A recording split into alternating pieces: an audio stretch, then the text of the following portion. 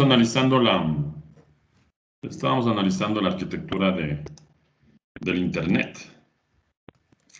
Comentábamos que siempre que se habla, uno tiene como referencia el Internet. Entonces, recuerde que hay tres niveles de proveedores de servicios para la conexión hacia los principales aplicaciones que normalmente el usuario se conecta: Amazon, Google, Facebook. Entonces, hay toda esa arquitectura, esa jerarquía de conexión, ¿ya? Los proveedores nivel 3 son los proveedores que realmente están dando el servicio al usuario final. En nuestro caso, ya queda claro que proveedores nivel 3 serán CNT, Telconet, Transnexa, NetLife, .net, el resto de proveedores que dan el servicio al usuario final, ¿ya? Los proveedores nivel 1 son aquellos que permiten hacer el intercambio de tráfico de Internet o de datos entre los continentes. Entonces, imagínense la cantidad o más bien la capacidad de transmisión de información que tienen estas redes, ¿no? Entonces, esos proveedores nivel 1 se encargan de pasar el tráfico de todos los proveedores nivel 2 de su zona y de todos los proveedores nivel 3 que tienen conexión a los de nivel 2 para pasar tráfico entre los diferentes continentes. Realmente son infraestructuras enormes en cuanto a equipamiento de networking y en cuanto a sistemas de comunicación. Normalmente, el medio de comunicación que utilizan por defecto para esa capacidad, para esa gran cantidad de datos, obviamente es fibra óptica, ¿no? O sea, sería bastante complicado poder hacer una transmisión de toda esa cantidad de información a través de un enlace de microondas o a través de un radioenlace. Entonces, lo que se utiliza, y además por las distancias, es obviamente fibra óptica, ¿no? Ustedes tienen ahí, no son los únicos, pero son de los tres proveedores más grandes nivel 1 que hay en el mundo del Internet: Ibernia Networks, Cogent Communications y Level 3 Communication, que son de los más grandes. Nuestros proveedores, a través de un proveedor nivel 2, se conectan al Level 3 aquí en el país, ¿ya? Los proveedores nivel 2, como pudieron ver ustedes en la gráfica, realmente lo que hacen es tránsito de Internet entre los niveles, entre el nivel 1 y el nivel 3, ¿no?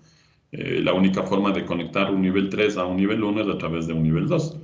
De hecho, en el nivel 2 se hacen algunas políticas de enrutamiento. Ahí es donde se hace filtrado de ciertos prefijos de direcciones que no están autorizados para pasar tráfico de Internet o tráfico de datos, ¿ya? Nuevamente, ahí ustedes en la parte derecha tienen tienen tres de los proveedores nivel 2 que más se conocen y que más se utilizan en nuestro medio. Al menos nuestros proveedores hacen uso de esos proveedores para poder llegar a los proveedores nivel 1. Hurricane Electric, que es de los más conocidos, de los más usados; Vodafone y Comcast. De hecho, Comcast está en Estados Unidos, ¿no? Vodafone está en Europa y también está en Estados Unidos, ¿ya? Y finalmente están los proveedores nivel 3, que como ya dijimos y como vimos que inicia... Disculpe que lo interrumpa. Creo que se olvidó de compartir la pantalla porque... No está compartiéndose. No. Ahí está. Buenos días. Hola. Entonces, los proveedores nivel 3, como les decía, son ya los proveedores que nos permiten hacer la conexión al usuario final, ¿no? En nuestro caso, ahí están los proveedores más grandes que hay en el país, ¿sí? Y de hecho, los proveedores locales, por ejemplo, el otro día vimos que dentro de Riobamba había un proveedor Fastnet. Dentro de cada localidad, cada ciudad, deben haber proveedores locales, obviamente. Aquí en el caso de Riobamba hay un proveedor que se llama Fastnet. Ese proveedor adquiere el servicio a través de Telconet, que es un proveedor nivel 3. Y Telconet, obviamente, a través de un nivel 2 para poder llegar a la información de los proveedores del nivel 1, ¿no? Entonces, como dice la presentación, los proveedores nivel 3 proveen el acceso de última milla, que es como se conoce, el acceso de última milla para entregar acceso a Internet a los usuarios residenciales y obviamente comerciales, ¿no? Entonces, a todas las ya como usuario final, se lo hace la conexión a través de este tipo de proveedores. Ahí les he puesto el ejemplo de los que ya hemos venido conversando aquí en el país, NT, Telconet y Transnexa, que son los más grandes que hay. ¿Ya? Y un poco el resumen de la arquitectura que hay de cada uno o de la infraestructura que tiene cada uno de los proveedores. Lastimosamente no es información actualizada. Los proveedores son muy celosos en este tema. No publican la información de su infraestructura por temas de seguridad, obviamente, ¿no? Imagínense que publicaran toda la información. Sería una vulnerabilidad que podría ser atacada. Las personas maliciosas sabían exactamente cuáles son los lugares por los que pasan las conexiones de fibra óptica y donde tienen los equipos y podrían ser víctimas de algún ataque, ¿no? Entonces es por eso que a nivel de infraestructura presentan cierta información o presentan información que no está actualizada. Por ejemplo, estuve revisando en la página de la CNT y la CNT tiene puesto el mapa de hace como 6 años atrás. Entonces, obviamente que debe haber cambiado, ¿no? Pero no, digo nuevamente, esa información es manejada con bastante prudencia, ¿no? Para que no pueda cualquier persona acceder a la misma. La información que están viendo la obtuve de algunas tesis que han sido desarrolladas, algunas cosas que se han ido haciendo, protocolos nuevos que se han implementado, y la información que ellos han tenido para poder publicar. Ya, ahí está el mapa. Esta información de Transnex es de hace más o menos unos 7 años atrás. Es del mapa de las conexiones de fibra óptica principales que tenía en ese momento, ¿no? Ahí está el mapa de Telconet. De hecho, Telconet es el que más conexión sobre todo a las ciudades principales lo tienen, porque Telconet es el proveedor de CEDIA. No sé si saben o conocen. CEDIA es el consorcio de las universidades en el país. Entonces, hace años atrás se creó una fundación para que a través de esa fundación las universidades en el país tengan acceso a Internet. Entonces, se lanzó un concurso de los proveedores y el proveedor que ganó en ese momento fue Telconet. Pero una de las condiciones que se tenía era que todas las universidades deberían conectarse internamente a través de un backbone de fibra óptica y la conexión, la salida internacional hacia Internet también tiene que hacérselo a través de fibra óptica. Es por eso que Telconet invirtió bastante en el tema de la conectividad a través de fibra óptica, ¿no? Ya, y ahí está un pequeño mapa de CNT. Como les decía, no es información actualizada, es información que se ha logrado obtener de algunas investigaciones que se han realizado, algunas tesis. Entonces, pero ya sabemos que por algunas cuestiones de seguridad no se presenta el mapa completo. Ya, pero ahí está un pequeño resumen de las principales características de los 3 más grandes proveedores que hay en el país, la cantidad de fibra óptica de los datos que se han obtenido, que se pudieron acceder, se realizó el resumen. Transnexa presentó un documento en el que indicaba que hay 49.000 kilómetros de fibra óptica en todo el país. Telconet tiene 25.000 kilómetros de fibra óptica y CNT 10.000 kilómetros de fibra óptica en el tiempo en el que estaba disponible la información, ¿ya? Todos los proveedores brindan el servicio de conectividad IP y de MPLS, ¿no? MPLS realmente es la infraestructura que se utiliza hoy en día tanto para conectividad solamente de datos como para conectividad de Internet. Entonces, en el mundo, todos los proveedores de Internet utilizan esta tecnología MPLS que hemos de revisar en la siguiente asignatura de la materia, ya en redes 2. Ahí tenemos un capítulo completito para analizar, estudiar el protocolo MPLS, porque como les digo nuevamente, es el protocolo que se utiliza en todos los proveedores del mundo realmente. No es una tecnología actual, de hecho ya tiene más o menos 20 años en el mercado tecnológico, y una de las ventajas que aportó la tecnología MPLS es que se empezó a disminuir la latencia. Entonces, la latencia de acceso por parte de los usuarios se disminuyó considerablemente o mejoró considerablemente al implementar esta tecnología, ¿ya? Lo que está marcado en negro son las tecnologías a nivel de capa física que se utilizan. Nosotros hemos de revisar, hemos de estudiar, porque son los mecanismos físicos con los que normalmente nos conectamos a las redes, ¿no? Entonces, a nivel de capa física, los proveedores, los grandes proveedores, los 3 grandes proveedores del país, utilizan SDH y DWDM, ¿no? SDH es una tecnología que tiene bastante tiempo en el mercado, y DWDM es una de las últimas innovaciones que hay en el tema de las redes ópticas, ¿no? Entonces ahí hemos de estudiar un poquito el tema de SDH, cómo funciona, y el tema de DWDM. Eso lo revisamos en el siguiente capítulo en la capa física ya. Telconet igual tiene SDH, tiene DWDM, y les puse ahí la información que estaba disponible, los diferentes tipos de conexiones que ofrecen a los usuarios, empezando con un canal E1 hasta tener un canal STM64. El canal E1 ofrece 2 megabits y el canal STM64 ofrece más o menos unos 60 megabits aproximadamente. Igual CNT también trabaja con todo lo que es SDH y DWDM, o sea que la tecnología SDH todavía está presente en el país. Si bien es cierto, no es una tecnología nueva, como les digo, es una tecnología que ya está bastante en el mundo de las comunicaciones, pero todavía se sigue implementando y utilizando en el país, ¿ya?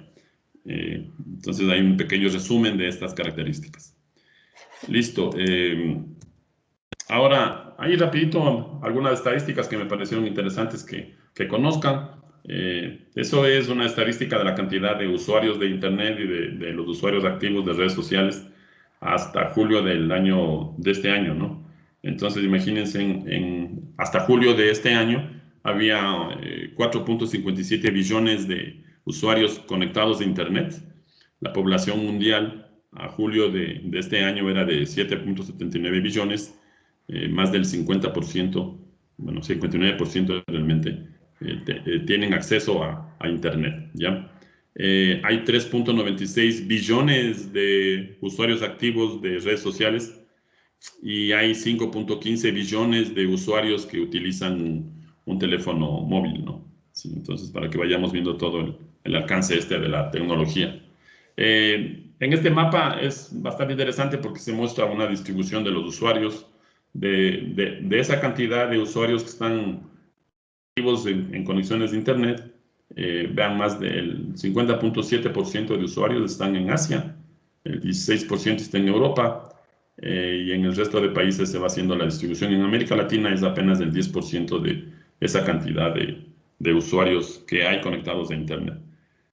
Bueno, en Australia es el porcentaje mínimo, 0.6% de penetración, ¿sí? Inclusive en África hay mucho más conexión a Internet que lo que se maneja en Australia, ¿no? Entonces, para que vayamos teniendo una idea de cómo está distribuido o cómo se interconectan todos los continentes, ¿ya? Ahí está una pequeña estadística sobre social media, sobre las redes sociales, porque ya saben, hoy en día no se puede hablar de Internet o no se puede hablar de redes o no se puede hablar de tecnología si es que no hablamos o conversamos un poquito sobre el tema de las redes sociales. Facebook es la red social que más usuarios tiene, 2.603 millones de usuarios, y luego le sigue YouTube, WhatsApp, pero recuerden que tanto Facebook como WhatsApp y como Instagram pertenecen a la misma empresa, ¿no? Entonces, obviamente ellos tienen un monopolio en este momento de información de los usuarios, ¿ya? Ahí está un resumen de algunas redes sociales o de las más conocidas con la cantidad de usuarios, ¿no? Twitter está al final en esta estadística. Twitter apenas tiene 326 millones de usuarios que se conectan, ¿no?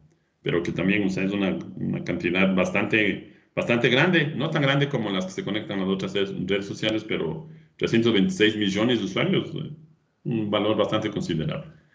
Esta estadística está tomada de un reporte de marketing digital que lo hace una empresa americana y que presenta 2 veces al año. Entonces es interesante esto. ¿Ya?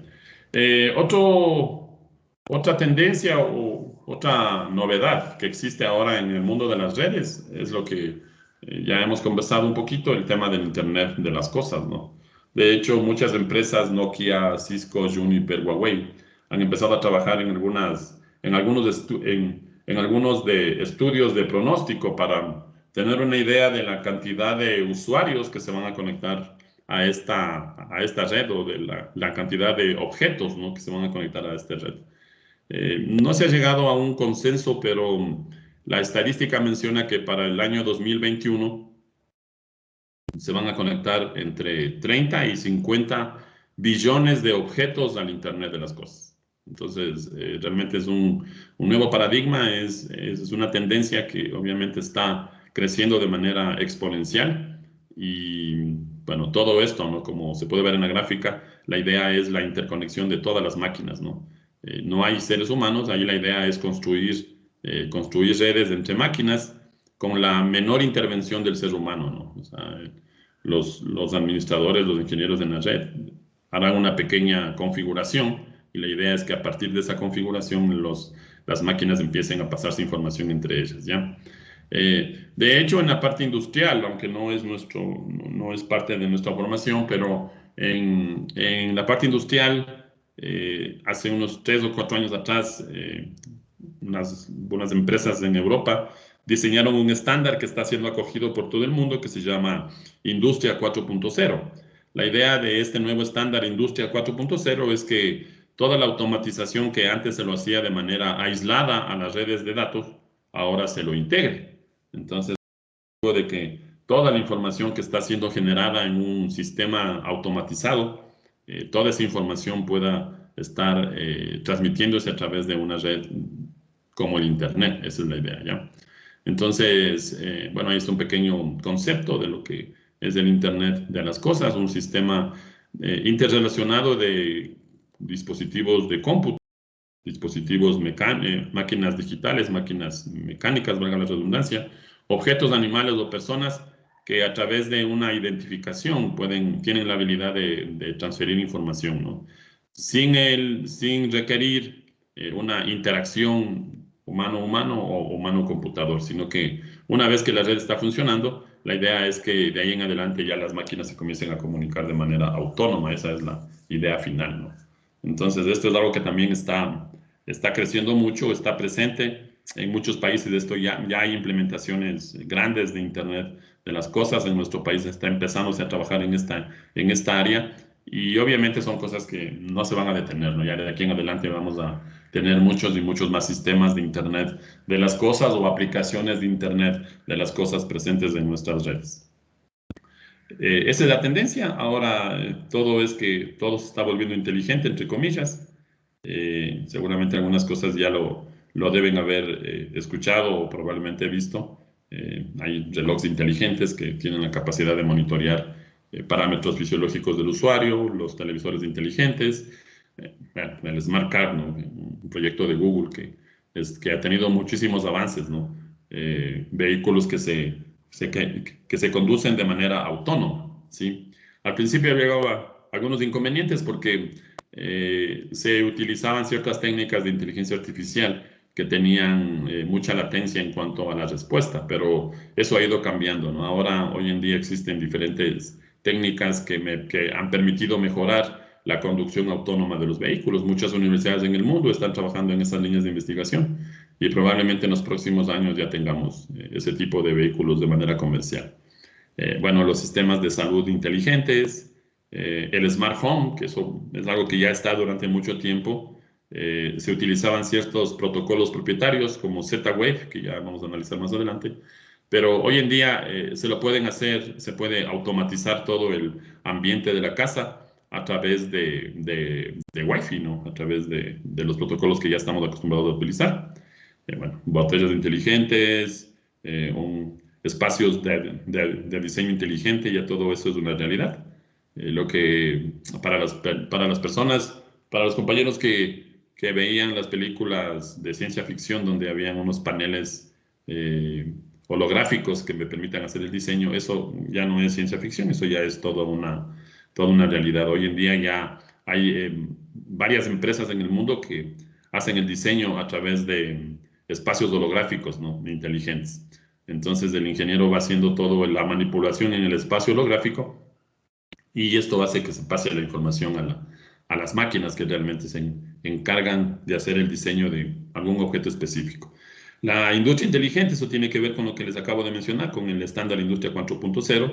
La idea es que todo el proceso de automatización se lo haga de manera automática a través de dispositivos automáticos industriales como los robots y ese tipo de situaciones. Y al final, la idea es llegar al último ítem, ¿no? Que son las ciudades inteligentes. Algunas ciudades en el mundo ya están trabajando fuertemente en este tema de ciudades inteligentes con el objetivo de que la ciudad pueda auto monitorearse todos los parámetros que se necesitan dentro de una ciudad, como el tema de la calidad de aire, el tema de la calidad de agua, el tema de la distribución de gas, el tema de la congestión vehicular, el manejo de los parqueaderos. Toda esa información está siendo, o todos esos parámetros están siendo monitoreados de manera automática, ¿no? Entonces, esa es la tendencia, eso está pasando en el mundo, y como digo nuevamente, en el país muy pronto tendremos todo ese tipo de cosas acá ya de manera mucho más completa, ¿no? Otra de las tendencias de lo que se habla muchísimo es el tema de la computación en la nube, que ha logrado tener bastante auge porque como todos usamos Internet hoy en día, de hecho con esta pandemia se ha incrementado la cantidad de usuarios conectados a Internet. Ahora ya nos queda más que claro que usamos el Internet, en nuestro caso, para las actividades diarias de nuestras sesiones de enseñanza-aprendizaje, pero también se utilizan para la parte laboral y, bueno, obviamente también para la parte doméstica, ¿no? Para el entretenimiento. Entonces, el uso de Internet hoy en día se ha vuelto extremadamente masivo, mucho más que hace unos 2 o 3 años atrás. Entonces, en cierto momento, ciertas empresas comenzaron a ver la tendencia de uso de Internet y comenzaron a ofrecer servicios a través del Internet. Entonces, ya una empresa no debía tener instalado un servidor para brindar el servicio del sitio web, o ya no debía tener instalado su propio servidor dentro de la empresa para el servicio de correo electrónico. Y así un sinnúmero de aplicaciones, ¿no? Entonces, hoy en día, a través de la computación en la nube, se puede brindar todos esos servicios que ustedes están viendo ahí, ¿no? El acceso a servidores, el acceso a almacenamiento, el acceso a dispositivos móviles, el acceso a aplicaciones, como en nuestro caso. Microsoft Office con el 365 lo que permite es que yo pueda generar un documento en Word o una hoja de cálculo o una presentación, ya no con el programa instalado en mi computador, sino con el acceso a los programas en los servidores de Microsoft en la nube, que es lo que se conoce, ¿no? Ese término de la nube es porque ustedes físicamente o los usuarios físicamente no tienen instalado la aplicación en su computador, como se lo hacía hace años atrás, sino ahora hay la posibilidad de que el usuario siga trabajando sin ningún problema, pero la aplicación está en un servidor, en alguna empresa, obviamente, ¿no? Ahí en el mundo, en alguna empresa que también tiene conexión a Internet. Como no está de manera local, se acuñó el término este de la nube, ¿no? Entonces, pero ya saben, la nube realmente se refiere al acceso a Internet. O sea, yo para poder acceder a ese servicio necesito una conexión a Internet, ¿ya? Bueno, como dice la presentación, el cloud computing es la entrega de diferentes servicios a través de Internet. Fundamentalmente, eso es lo que se conoce como cloud computing, ¿no? Estos recursos incluyen herramientas, aplicaciones que pueden ser almacenamiento de datos, el manejo de servidores, bases de datos y lo que a nosotros nos interesa, networking. Sí, o sea, hoy en día las empresas también ofrecen el servicio de redes a través de la nube. Por ejemplo, implementar una VPN. Ya no hace falta tener yo un dispositivo que construya la VPN, sino puedo crear una VPN a través de la conexión a mi servicio de la nube, ¿ya? Y obviamente también el tema de software, ¿no?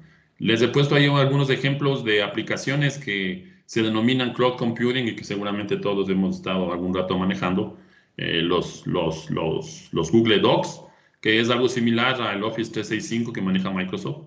Entonces eso cae dentro del grupo de aplicaciones a través de Internet. Yo accedo a una aplicación a través de Internet, ¿ya?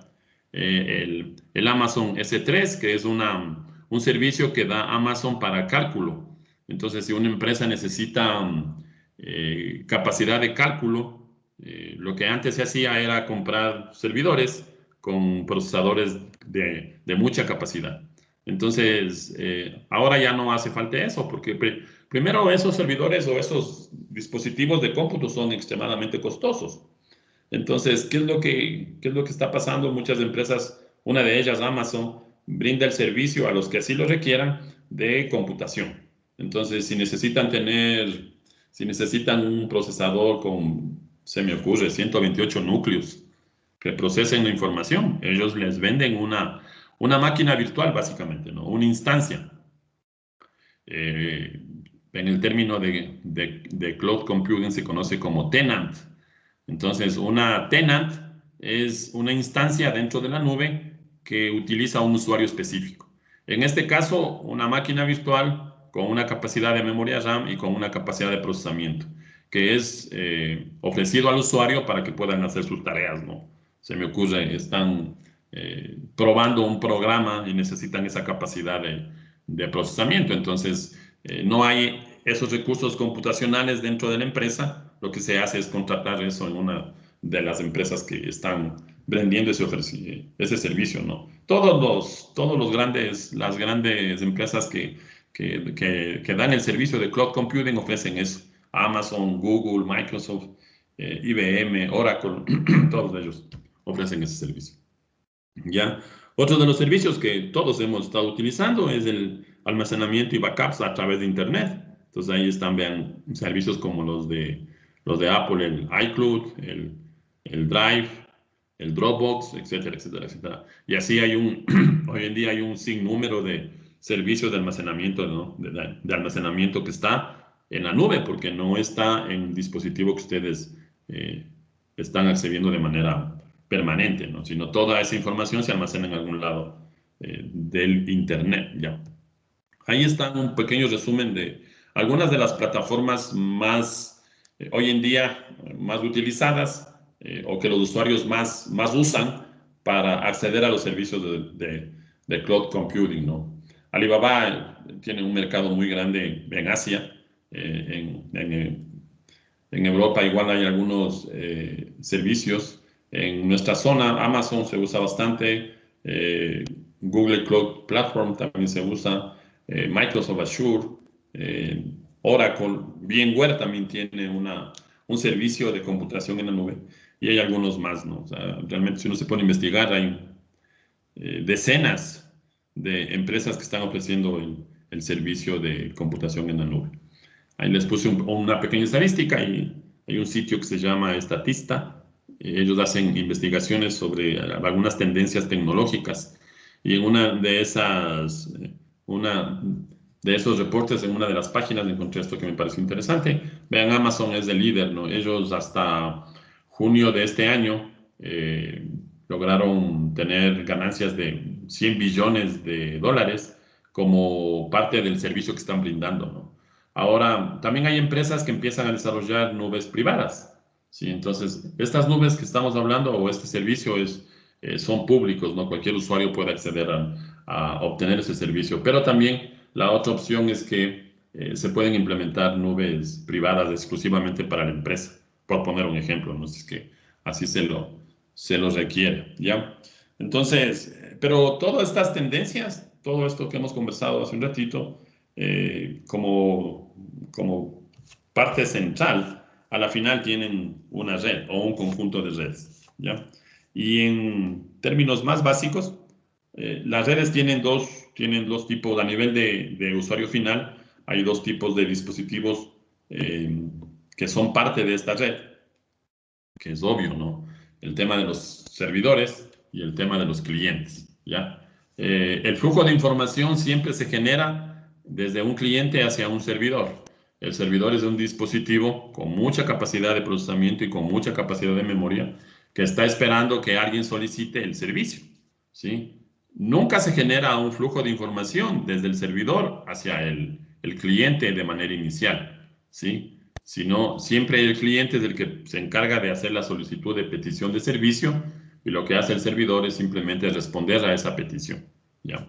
Entonces, en los servidores, ahí están todos los servicios que nosotros utilizamos, Desde los más conocidos, las páginas web, el correo electrónico, el servicio de transferencia de archivos, los servidores de voz sobre IP, los servidores de videoconferencia, hasta en la parte industrial, servidores de almacenamiento de la información de los procesos automatizados, servidores que almacenan la información de los sistemas de Internet de las cosas, etcétera, etcétera, etcétera. Entonces, todos los servicios que se imaginan que existen almacenan la información o este servicio es proveído por un dispositivo servidor, ¿sí? Que ya sabemos, ¿no? Tiene mucho más recursos en cuanto a recursos computacionales frente a lo que nosotros normalmente tenemos dentro de una estación de trabajo o de una laptop, ¿no? Los clientes, como dice la presentación, son los dispositivos de usuario final que se encargan de solicitar la información al servidor. Recuerden, siempre el flujo de información es desde el cliente hacia el servidor. Lo único que hace el servidor es responder esa petición, nada más, ¿ya? Dentro de estos servidores, obviamente, hay un software, como les decía al inicio, cuando conversamos un poquito de la primera parte de Internet. A la final, los usuarios se conectan a los servicios a través de un software. Entonces, hay una aplicación o hay un programa o hay un software que está instalado en el servidor y un programa que está instalado en el cliente. Les acabo de mencionar que el flujo de información es desde el cliente hacia el servidor. O sea que el software o la aplicación del cliente es la que realmente origina la información. Ya, entonces, así como hay un servidor de páginas web, hay clientes de páginas web. Como hay servidores de correo electrónico, hay clientes de correo electrónico. Todas las aplicaciones que funcionan en Internet funcionan con el paradigma cliente-servidor, ¿no? En el mundo de las redes hay dos paradigmas, el paradigma punto a punto o peer-to-peer y el paradigma cliente-servidor. Nosotros hacemos uso casi siempre, en la mayoría de las veces, al paradigma cliente-servidor. Hay un cliente que solicita la información y hay un servidor que le pasa esa información al cliente, ¿ya? Cada uno de los servicios, o más bien cada uno de los servidores, va a tener instalados diferentes programas que van a estar implementando diferentes servicios, ¿ya? Entonces, dependiendo, ¿no? Hoy en día ya lo que se hace es hacer una virtualización, que ese también es otro tema. Lastimosamente no hay tiempo como para revisar el tema de la virtualización, pero hoy en día ya se están virtualizando. Inicialmente se virtualizaban servidores para brindar el servicio, nada más. Pero hoy en día ya se puede hacer virtualización de redes, ¿no?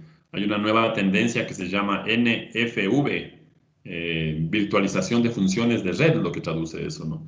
La idea es que nosotros conocemos al dispositivo de networking como una caja. Cuando yo compro un router, ese dispositivo hace funciones solamente de router. Cuando me compro un switch, ese dispositivo hace funciones únicamente de switching. Y así, ¿no? Si me compro un equipo de seguridad, un IPS, un sistema de prevención de intrusiones, o me compro un gateway de seguridad perimetral, de cualquier marca. La marca no, realmente no es importante. Cuando yo me compro un equipo de networking, esa caja que me venden hace exclusivamente funciones para lo que fue construida. Un router, vuelvo y repito, hará funciones solamente de router, un switch solamente de switch y un equipo de seguridad perimetral solamente funciones para las que fue construido. Entonces, esto ha provocado que las redes sean muy costosas, ¿sí? Primero, realmente muy costosas, porque imagínense, dependiendo del fabricante, ¿no? De hecho, Cisco es de los fabricantes que tienen valores promedios, no son tan costosos. Hay otras marcas de equipos que son realmente, comprarse un router Nokia es realmente muy costoso, porque además el mercado de Nokia no es para el usuario final, sino es para los proveedores de servicios. Entonces, en los grandes proveedores de servicios, incluidos los servicios móviles, lo que hay en su gran mayoría son equipos robustos, ¿no? Y una de las marcas que más se ha comercializado es el tema de Nokia, ¿ya? Antes se denominaba, bueno, antes había una empresa llamada Alcatel y esa fue comprada por Nokia. Entonces, como les decía, en el tema de costos, Cisco, que es lo que más se conoce, no es tan costoso como se podría pensar. Pero a la final, la suma de los costos que vamos necesitando, hoy en día hay una gama de equipos que no se imaginan. Switch de capa 2, switch de capa 3, concentradores de VPNs, routers, equipos que hacen NAT en hardware, antivirus en hardware, anti-spam, equipos de prevención de intrusiones, equipos de monitoreo de tráfico. O sea, hay una gama extensa de equipamiento. Para que una empresa pueda adquirir todo eso, obviamente necesita mucho capital, algo que se conoce como el CAPEX, ¿sí? Dentro de los proyectos de inversión o dentro de los proyectos tecnológicos hay dos términos que se manejan mucho, que ya hemos de analizar más adelante, el CAPEX y el OPEX, con X al final, ¿no? El CAPEX son todos los gastos de capital que yo necesito o que la empresa necesita invertir para implementar, en nuestro caso, la red. Entonces, en el caso de la red será todo el dinero que la empresa gasta en el cableado estructurado, en la compra de los equipos, en la compra de las licencias, en los gastos de instalación, ese tipo de cosas, ¿ya? Entonces, todo eso es lo que se denomina como CAPEX. El OPEX, en cambio, es todo lo que la empresa tiene que gastar o invertir para que la red opere. Entonces, normalmente en la red hay una persona o hay una o varias personas que son los administradores de la red, entonces a los cuales se les cancela un salario de manera mensual. Esos valores son parte del OPEX. El consumo energético, si es que hay un espacio de arrendamiento, si están arrendando servicios de la nube, todo ese tipo de cosas que la empresa paga de manera periódica, mensual, semestral, anual, como sea. Todos esos valores forman parte de lo que se denomina el OPEX, los gastos de operación. Entonces, este modelo de networking, donde una caja hace una función específica, lo que ha hecho es que, por un lado, los costos sean muy altos y que no todas las empresas tengan la capacidad de tener todas las funciones que así les gustaría. ¿Por qué? Porque obviamente es caro. Imagínense, dependiendo de la capacidad de usuarios y de la cantidad de tráfico que se esté generando, un router Cisco no cuesta menos de $3,000 ya para una empresa. Claro, los equipos que nosotros tenemos en casa obviamente son mucho más convenientes, ¿no? Antes, hasta el año anterior, NetLife, cuando se contrataba el servicio de NetLife, o cuando se contrata el servicio de CNT, ya de manera empresarial, nos dejaban un router Cisco pequeño, de pequeñas características, ¿no?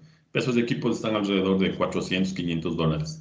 Pero ese equipo ya no le sirve a una empresa que tiene 100 usuarios o a una empresa que tiene 50, 60 usuarios.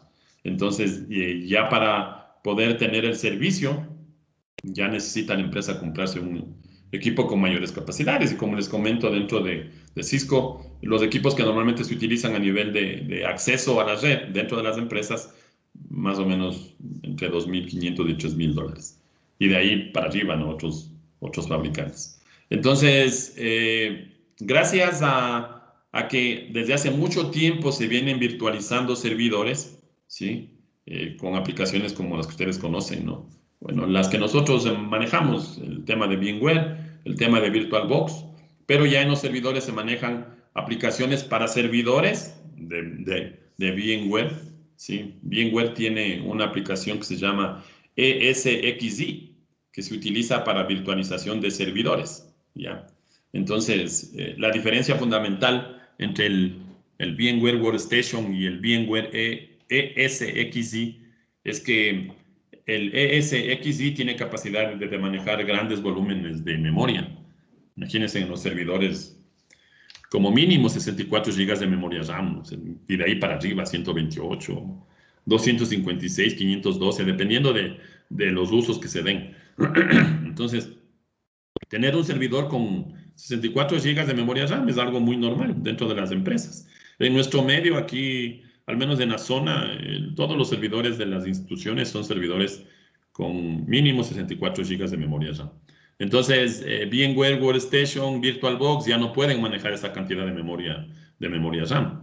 Entonces, ahí es donde ingresan los otros sistemas de virtualización. Pero vuelvo y repito, esto se lo viene haciendo hace mucho tiempo atrás, ¿ya? Entonces hay muchos fabricantes que trabajan duro en el tema de virtualización.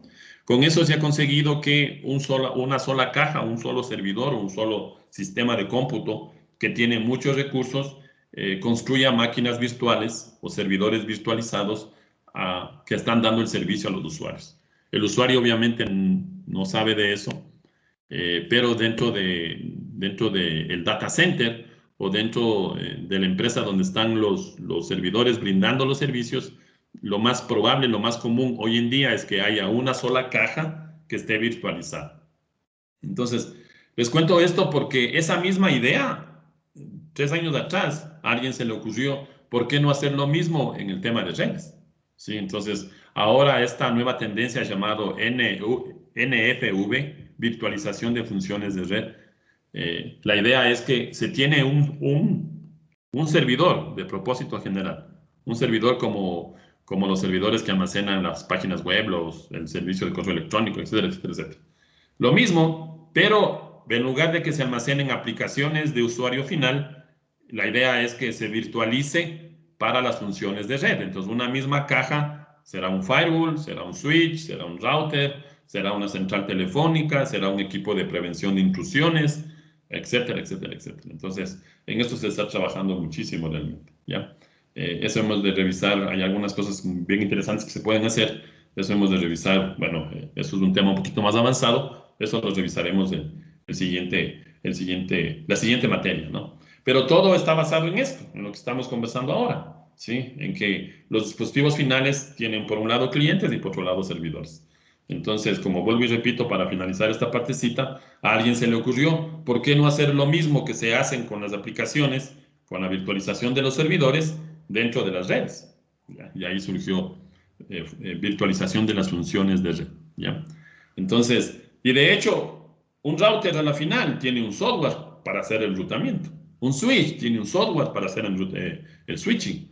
Un firewall tiene un software para ocuparse de todas las funciones de seguridad. Un sistema, un concentrador de VPNs, lo que tiene es un software que se encarga de manejar el tema de las redes privadas virtuales, ¿ya? Una central telefónica, al final tiene un software que se encarga de gestionar todas las llamadas de voz sobre IP. El software de videoconferencia o el software de telepresencia o la aplicación de telepresencia, a la final tienen un software que se encarga del manejo de todo esto, ¿no? Entonces, por eso es que surgió esta idea de trasladar lo que veníamos haciendo con los servidores hacia el tema de las redes. Luego, cuando nos toque eso, conversamos un poquito más. Ya, ahí están algunos ejemplos de ciertas aplicaciones, hay muchísimas más, obviamente, ¿no? Hay un sinnúmero, hoy en día hay una gama muy amplia de aplicaciones que se utilizan dentro de los servidores, ¿sí? Para brindar, valga la redundancia, el servicio a los clientes, ¿ya? Entonces, en la parte superior izquierda, ustedes tienen dos aplicaciones de las más usadas en el mundo para el servicio de páginas web. Apache Server, que fue el primero de los servicios o el primero de los programas que se implementaron dentro de los servidores de páginas web.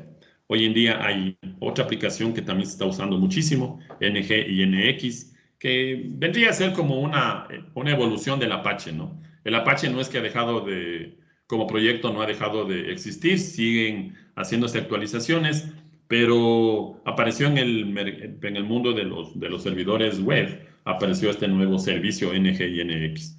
Y esos dos que les acabo de mencionar son programas basados en software libre, o sea que no tienen costo. Las empresas lo pueden instalar sin ningún problema, se descargan o instalan. La única, entre comillas, la única desventaja es que necesitan hacerlo bajo un servidor con Linux, ¿ya? Entonces, si bien es cierto, funciona en un servidor con Windows, pero el rendimiento no es el mismo, ¿no? Porque esos dos programas están hechos específicamente para Linux. Entonces, bueno, un poco, entre comillas, ¿no? La desventaja sería que les toca instalar bajo un servidor con Linux, ¿no? Ahora, yo les decía el primer día de clases que es fundamental que ustedes aprendan Linux, porque hoy en día ustedes en la parte laboral se van a encontrar, van a una empresa y van a encontrarse con un servidor con Linux, porque esa es la tendencia. Muy pocas empresas en nuestro medio, menos, y peor hoy en día por el tema económico, se pueden dar el lujo de adquirir software licenciado, ¿no? Software que se tiene que pagar un valor por una licencia. Entonces, al lado derecho ustedes tienen ahí Microsoft Internet Information Service, que es el servidor web o el programa de servidor web que desarrolló Microsoft. Y obviamente tiene un costo, ¿no? Tiene un valor de licencias de acuerdo al número de usuarios, de acuerdo a las bases de datos que se vayan a manejar, ¿ya? Entonces ahí ya depende de la empresa, ¿no? Pero hoy en día hay soluciones para casi cualquier cosa en software libre. Sobre todo en el tema de los servidores, en el tema del usuario final, un poco ahí hay bastante discusión, ¿no? Pero a nivel de servidores, está claramente indicado que Linux es lo mejor que hay realmente para servidores. De hecho, hay una, hay una, hay una página que hace un seguimiento al top 10 de los supercomputadores que hay en el mundo. Claro, esos supercomputadores se encargan específicamente de investigación. De hecho, la última vez que revisé la página, que fue hace unos 2 meses, hay una supercomputadora en uno de los centros de investigación de Japón, que están trabajando en un proyecto para llegar a predecir sismos. Recuerden que Japón es uno de los países que más susceptibles son a los sismos, ¿no? O sea, la gente ahí está tan acostumbrada que ya con unos sismos de baja escala ya no lo toman en cuenta. Entonces, la idea es que las universidades y varios centros de investigación ahí en Japón vienen trabajando algún tiempo sobre este tipo de proyectos. Entonces, poder pronosticar con una precisión la posibilidad de presencia de un sismo es realmente muy complicado y requiere de matemática extremadamente avanzada, de investigaciones extremadamente avanzada, y obviamente necesitan de supercomputadores, ¿no? Entonces, todos esos supercomputadores, todos tienen Linux funcionando, para que tengamos una idea. Ninguno de los supercomputadores tiene instalado Windows. Entonces, para que conversemos un poquito y tengan una idea de lo robusto que es el sistema operativo. Es por eso que a nivel de servidores en las empresas, al menos en la zona a la que pertenecemos, en la zona 3, Tungurahua, Chimborazo, Pastaza, todas las instituciones públicas tienen servidores y muchas instituciones privadas tienen servidores con Linux. Por eso es que les digo que es fundamental que ustedes aprendan eso, ¿no? No hay tiempo para enseñar dentro de la materia, así es que lo que les toca es, conmigo hemos de hacer algunas prácticas sin profundizar, sino más bien utilizando los servicios. Hemos de utilizar el servicio de páginas web, el servicio de DNS, el servicio de transferencia de archivos, que ya está instalado, pero no hay tiempo para enseñar a instalar. O sea, realmente hay muchísimas cosas que ver en el tema de redes que no nos avanza el tiempo. ¿Ya? A la parte derecha inferior está una aplicación que se llama Simbra, que es una de las aplicaciones líderes en cuanto a la gestión de correo electrónico, ¿no? De hecho, hoy en día es tan popular Simbra que hay una versión software libre y hay una versión pagada. Entonces, pero la versión de software libre es muy buena realmente. Y en la parte superior a Simbra está esa aplicación de Microsoft Exchange Server. Esa aplicación sirve para implementar el servicio de correo electrónico. O sea, exactamente lo mismo, ¿no? Vuelvo y repito, la diferencia es que ahí hay que tomar en cuenta el tema de las licencias, ¿ya? Y ahora, dentro de todo el tema de las redes convergentes, hay una aplicación que se llama Isabel, que también es software libre, que me permite la implementación de una central telefónica, ¿sí? Entonces, el software que se encarga de la central telefónica, obviamente no tiene costo, es software libre, y se puede implementarlo, ¿no? Sin ningún inconveniente, ¿ya? También hay aplicaciones comerciales, ¿no? Que se utilizan para las implementaciones de sistemas de voz sobre IP. Y así hay un sinnúmero de aplicaciones, les he puesto unas poquitas que son las que más se escuchan y más se utilizan en el mundo de las redes a nivel de las aplicaciones para el usuario final. De manera similar, también hay un software en la parte del cliente, hemos dicho, ¿no? Y de hecho, este es el software que inicia la comunicación dentro de la red. Si me quiero conectar a un servidor web, habrá un cliente web. Si me quiero conectar al correo electrónico, habrá un cliente de correo electrónico. Si la necesidad es hacer una llamada de voz sobre IP, se puede utilizar un softphone. Es un programa que se instala dentro de los dispositivos De hecho, ahora se pueden instalar dentro de los computadores como tal o se pueden instalar dentro de los smartphones. Android, iOS tienen implementaciones de softphone que permiten hacer llamadas de voz sobre IP en la empresa, por ejemplo, se me ocurre. Entonces, esto ha ido creciendo realmente de manera exponencial. Y aquí les he puesto, este es un cliente de transferencia de archivos. Hemos de utilizar, bueno, aunque ese no vamos a utilizar específicamente, hemos de utilizar otro cliente para la instalación de nuestra plataforma GNS3. Por cierto, y bien que topo el tema, tenemos que planificar una sesión de trabajo para la instalación del GNS3, porque no es tan fácil. Hay que hacer algunas cosas. Entonces, justo ayer que en la hora de tutorías un compañero se conectó estaba haciendo ya la instalación y le estaba dando algunas indicaciones. Entonces le comenté también que tengo planificado hacer una sesión con los que así lo quieran hacer, ¿no? O sea, no es obligatorio, es una sesión extra de clase para que instalen o para que instalemos GNS3 y que tengan a punto esa plataforma. Le decía al compañero que al menos en las primeras 2 semanas de clases o las primeras 3 semanas de clases vamos a utilizar Packet Tracer, pero a partir de la tercera o cuarta semana de clases ya hemos de utilizar para nuestras prácticas GNS3, así es que hay que tenerlo configurado y funcionando. Entonces, ya nos organizamos y vemos si la sesión lo hacemos este fin de semana o lo hacemos entre semana de la siguiente semana, bueno, y nos organizamos para ver cómo hacemos. Lo que sí requiero es que yo les había publicado la carpeta, un repositorio donde están los programas. Hay que descargarse toda la carpeta de GNS3. Ustedes tienen ahí, si ya tienen instalado VMware en sus computadoras, ya no hace falta que instalen. Lo que se requiere es tener VMware versión 12 para arriba, ¿sí? Si bien es cierto, GNS3 desde las 2 últimas versiones tiene soporte para VirtualBox, pero hay ciertos sistemas operativos que no funcionan muy bien con VirtualBox, es por eso que la verdad no uso VirtualBox. Entonces, los requerimientos básicamente es que ustedes tengan instalado en sus computadoras VMware y ahí tienen ustedes creado, dentro de la carpeta GNS3 tienen una carpeta que dice software.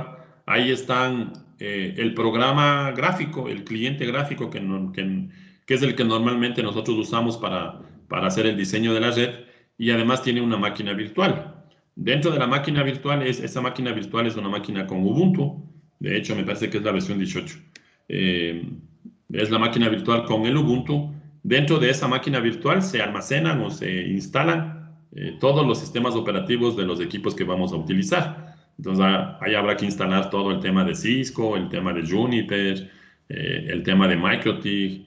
Les había puesto, creo que también HP y algunas otras marcas de equipos que son los que vamos a manejar en nuestras prácticas.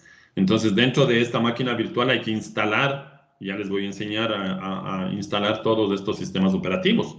Recuerden que la gran diferencia que existe entre Packet Tracer y entre GNS3 es que los sistemas operativos que ustedes tienen ahora disponibles son los sistemas operativos completos y reales del equipo. ¿Sí? O sea, si es que hubiera como dentro de Cisco se pudiera tomar ese sistema operativo y ponerlo dentro de la caja y va a funcionar sin ningún problema. En el Packet Tracer, en cambio, hay solamente un conjunto de comandos que soportan y que pueden ser probados, si es que cabe el término, ¿no? No todos los features y no todas las características de un sistema operativo está instalado dentro de Packet Tracer, sino solamente un pequeño conjunto de características. Entonces, para la parte básica, para la parte inicial está muy bien. Y de hecho yo les comentaba la primera sesión de trabajo que hemos de volver a usar Packet Tracer cuando nos toque manejar el tema de Internet de las cosas. Entonces, para el capítulo de Internet de las cosas y para la primera parte de la materia vamos a usar Packet Tracer. En el resto de las prácticas, perdón, en el resto de las prácticas utilizaremos GNS3, ¿ya? Entonces, la idea fundamental es que, por poner el ejemplo, cuando estudiemos OSPF, es que se implemente en una red multivendor, ¿no? Donde haya diferentes marcas de equipos, porque como les comentaba, no es objetivo de la materia que se aprendan comandos, porque eso no tiene sentido. Si ustedes se aprenden el comando de una marca X y van a la parte laboral y no encuentran esa marca X de equipos, fregados, porque se aprendieron el comando y no el concepto. El objetivo fundamental que tienen las asignaturas, al menos conmigo, es que aprendan el concepto como tal. ¿Cómo lo implementen? Eso ya habrá que investigar un poquito en los documentos técnicos que tiene cada uno de los fabricantes. Eso no es importante realmente. El ingeniero se puede adaptar a cualquier marca de equipos, ¿no? Pero para poder hacer eso, lo importante es que se entienda, que quede claramente entendido cómo funciona el protocolo. Por poner el ejemplo, cómo funciona el protocolo OSPF, cuáles son las características, cuáles son los parámetros de configuración. Entonces, una vez que ya se entiende cuáles son los parámetros de configuración, es cuestión de buscar dentro de cada marca qué comando dentro de la marca específica me permite, por ejemplo, configurar la identificación del router dentro de la red OSPF. ¿Ya? Entonces, en Cisco será un comando, en Huawei será otro comando, en MikroTik será otro comando, en Juniper será otro comando, en HP será otro comando, no es importante. Y de hecho, si nos ponemos a investigar, hay un sinnúmero de marcas de equipos que existen en el mercado. Lastimosamente, obviamente que no vamos a poder hacer tampoco prácticas con todas las marcas, ¿no? Porque de hecho no todos los fabricantes proveen sistemas operativos virtualizados de los equipos, sino realmente los más grandes sí se tienen, ¿no? Sí hay imágenes de Juniper, sí hay imágenes de Cisco. Cuando hablo de las imágenes, me refiero a una imagen del sistema operativo que están usando los equipos, ¿no? Entonces, sí hay imágenes de MikroTik.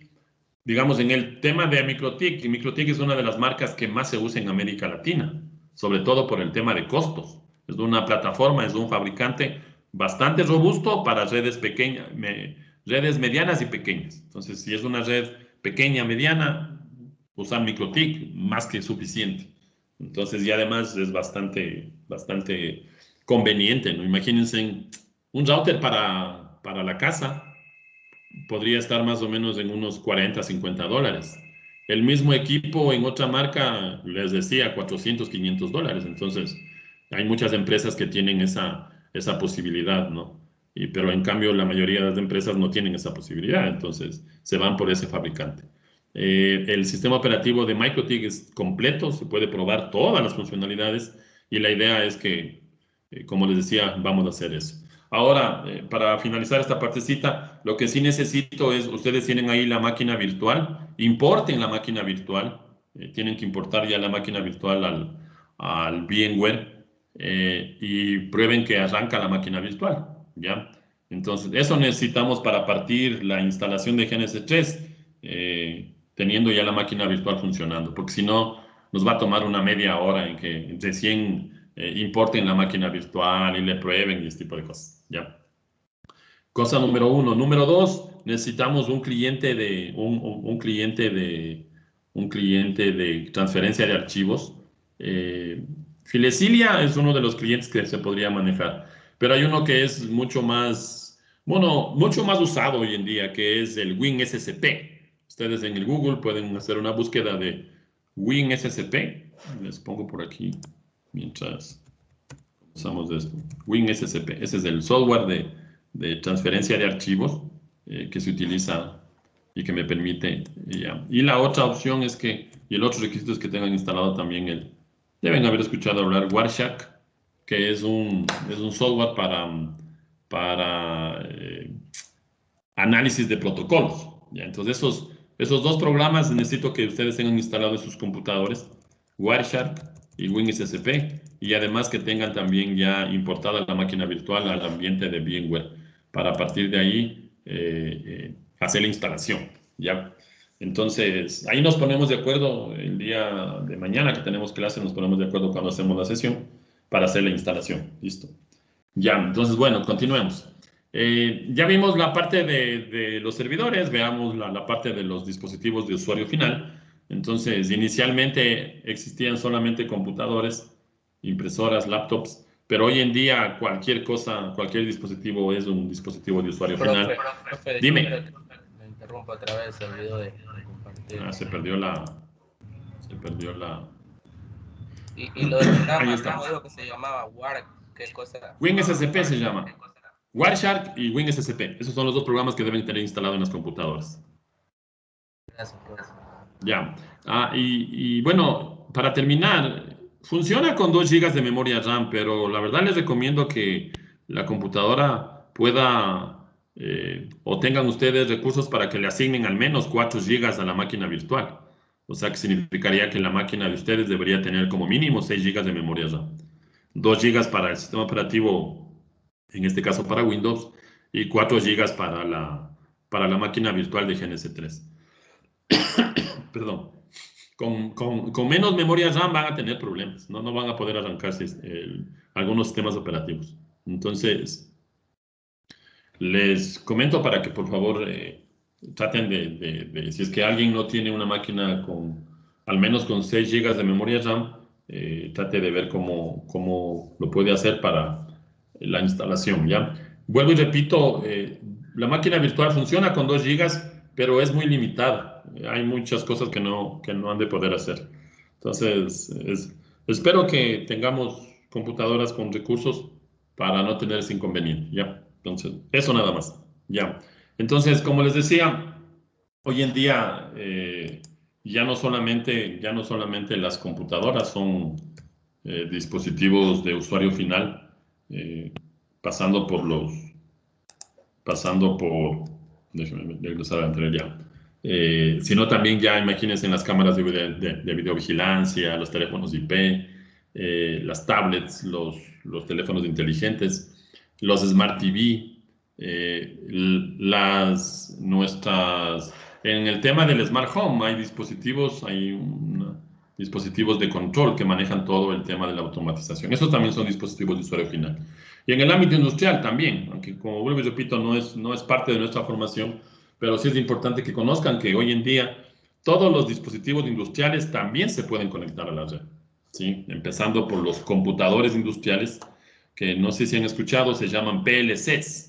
En la parte industrial, la computadora que se encarga de la programación del proceso industrial se conoce como PLC. Al final sigue siendo un computador, no tiene una unidad de procesamiento, memoria y este tipo de cosas, ¿ya? Entonces, iniciando con los computadores industriales, se pueden conectar a una red, al Internet inclusive, pasando por los mecanismos de automatización, como el caso de este brazo robótico. Estas son unas pantallas llamadas HMI, perdón, que me permiten monitorear el proceso industrial. Los sensores hoy día se conectan a las redes, ya sean cableadas o inalámbricos. Hay una gama de opciones y obviamente también los motores, ¿no? Los motores son parte fundamental en un proceso de automatización. Y bueno, este equipo que está aquí es un variador de frecuencia que lo que hace es en resumen, darle la velocidad al motor. Entonces, todos estos equipos en el ámbito industrial hoy en día ya se conectan a Internet, ¿ya? Eso es la primera parte, ¿no? Los dispositivos de usuario final, tanto desde el punto de vista del servidor como desde el punto de vista del cliente. Pero, obviamente, para que el usuario pueda enviar una petición al servidor y el servidor le pueda responder a esa petición, necesitamos de equipos de red, de los dispositivos de networking. Entonces, yo les he puesto ahí 4 de los equipos que son más comunes dentro de una red básica, ¿no? O sea, lo básico es tener esos equipos de networking y como se dan cuenta, lo que les dije hace un rato, cada equipo es una caja por separado. O sea, el router hace funciones solamente de router, no puede hacer funciones de switching. Entonces, es por eso también el incremento de los costos, ¿no? Entonces, si estamos diciendo que estos son los equipos básicos que debe tener una red o que tiene una red, entonces cada empresa necesitaría comprar al menos 4 equipos. Digamos que en promedio cada equipo vale $1,500. Estamos hablando de que solamente para los equipos necesita invertir $6,000, ¿ya? Solamente para esos 4 equipos. Ya no hemos hablado de los costos de cableado estructurado, nada por el estilo.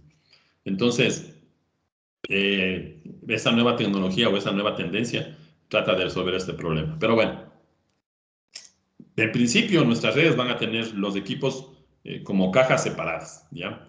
Entonces, los principales equipos de redes, los switches, que son equipos que se utilizan para las redes LAN, los routers para la conexión hacia el exterior, no necesariamente al Internet, porque yo puedo utilizar, o una empresa va a tener un router para conectarse a Internet o para conectarse a la matriz o a la agencia de una empresa, ¿no? En ese caso puedo tener conexiones de datos. ¿Sí? Digamos que la conexión es desde... Déjenme ponerles el puntero. Ya, la conexión es desde mi router que está en Riobamba hasta mi router que está en Quito. Ya. Digamos que en Quito está la matriz, aquí está la red y acá está la red. Aquí no hay conexión de internet, pero claro, yo tengo que contratar a un servidor, a un proveedor de servicios para que me dé un service provider. Ahí está, un service provider. El service provider es el que se encarga de darme esta conexión, ¿no? Aquí no estoy contratando internet, estoy contratando el servicio de conectividad hacia la matriz o hacia la agencia. Entonces, los routers tienen esta capacidad, ¿no? Los routers tienen esta capacidad de manejar o de interconectar diferentes redes a través de grandes distancias. Bueno, los access point, ya saben, son equipos inalámbricos y los firewalls son los equipos de seguridad, no son cajas de seguridad. De hecho, ya el concepto de firewall inicial se ha convertido a lo que ahora se conoce como el gateway de seguridad perimetral, un dispositivo mucho más completo. Porque el firewall lo único que hace es controlar tráfico. ¿Quién puede enviar tráfico hacia Internet y quién me puede responder de Internet hacia la red interna? Eso es lo único que hace el firewall. Entonces, hoy en día estas cajas, sí, aquí está, justo les había puesto, este es uno de las marcas de firewalls bastante utilizadas, se llama Barracuda. Entonces, esa caja ya no solamente implementa el firewall, sino además implementa otras funciones como control de contenido, como el tema de spam, como el tema de verificar si las páginas vienen sin virus, etcétera, etcétera, etcétera. Entonces ya es un conjunto de funciones que hace esa caja. ¿Ya? Pero en principio esos son los equipos fundamentales que hay dentro de cada una de las redes, ¿no? Ya hemos de ir analizando. De hecho, el objetivo de la materia es gestionar routers, gestionar switches, gestionar firewalls, gestionar access points con los diferentes protocolos que nosotros vamos a ir aprendiendo, ¿ya? Y obviamente la parte fundamental también, ¿no? O sea, la interconexión. O sea, si yo quiero conectar los usuarios o los usuarios cuando comienzan a enviar información, esa información se tiene que enviar por un medio de comunicación, ¿sí? Entonces, les había dicho inicialmente que hay 3 medios que son los que se utilizan en la vida actual en las redes, que son los cables de cobre, los cables de fibra óptica y la comunicación inalámbrica. En el siguiente tema hemos de empezar a profundizar en algunas características, les de mostrar alguna información sobre cada uno de los medios. Estos son los 3 medios de comunicación que se están utilizando, que se utilizan en las redes actuales. Nosotros en la infraestructura de la Politécnica tenemos los 3 medios funcionando. En los laboratorios hay cableados de cobre, la conexión entre las diferentes facultades con la de TIC, donde está el data center, eso se lo hace a través de fibra óptica, y el acceso móvil que se tiene dentro de todo el campus se lo hace a través de comunicación inalámbrica. Entonces, nosotros usamos los 3 medios de comunicación, ¿ya? Bueno, ahí están unas características muy básicas de cada uno de los medios de comunicación. La característica fundamental de los cables de cobre es que transportan pulsos eléctricos, ¿ya? Los cables de fibra óptica transportan pulsos de luz y la comunicación inalámbrica utiliza frecuencias de ondas electromagnéticas, ¿no? Que son las que se utilizan para poder transmitir la información, ¿ya? ¿Cómo elegir qué medio deben utilizar? Hay ciertos parámetros que se deben tomar en cuenta para la selección del medio de comunicación que se vaya a utilizar. Como les digo nuevamente, ya más adelante en el siguiente capítulo hemos de profundizar esta partecita. Pero así en resumen hay que tomar en cuenta la distancia, ¿sí? Imaginen, por ponerles de ejemplo, el cable de cobre tiene como distancia máxima 100 metros. O sea que yo no podría, si la distancia de conexión entre 2 dispositivos es menor a 100 metros, podría utilizar un cable de cobre. Si la distancia de comunicación de los 2 dispositivos es mayor a 100 metros, hay 2 opciones, o utilizar comunicación inalámbrica o utilizar fibra óptica, ¿ya? El problema de la comunicación inalámbrica es que es muy susceptible a ruidos externos. O sea, si hay, digamos, cuando se implementan radioenlaces, y peor cuando se implementan microondas y hay un día nublado o hay un día con demasiado sol o hay un día que llueve. Todos estos factores climatológicos afectan a la transmisión inalámbrica.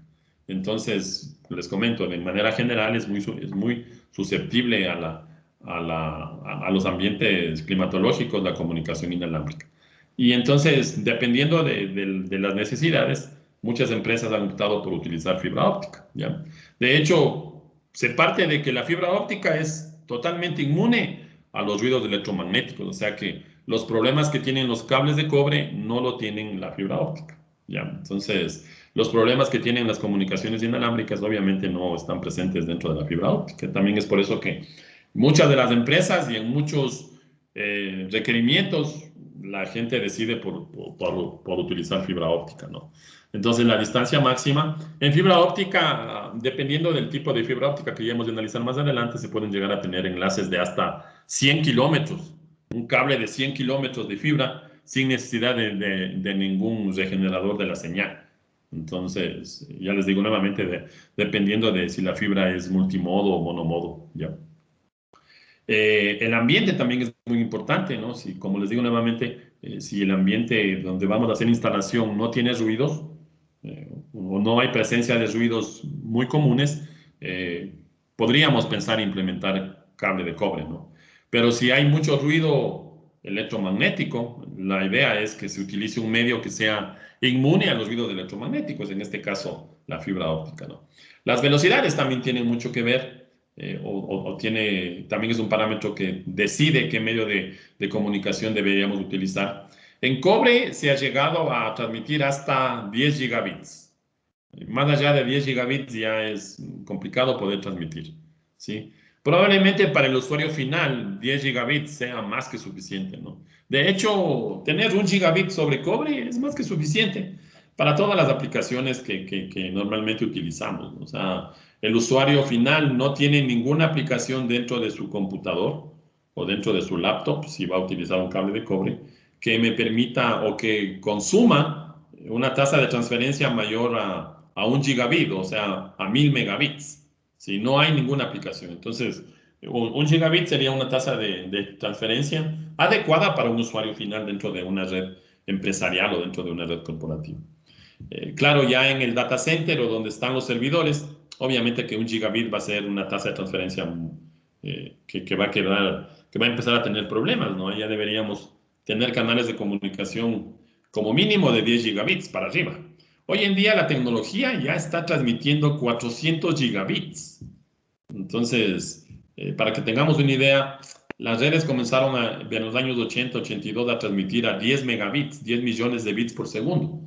Luego se pasó a 100 megabits, luego nos pasamos a 1 gigabit, luego se pasó a 10 gigabits, luego hubieron implementaciones de 40 gigabits, 2 años atrás se llegó a 100 gigabits y el año 2019 ya lograron, de hecho ya hay equipos comerciales en los principales fabricantes, Cisco, Huawei, Juniper, Alcatel, Nokia, ya están produciendo equipamiento que trabaja a 400 gigabits por segundo, ¿no? Entonces, imagínense toda esa capacidad de transmitir información.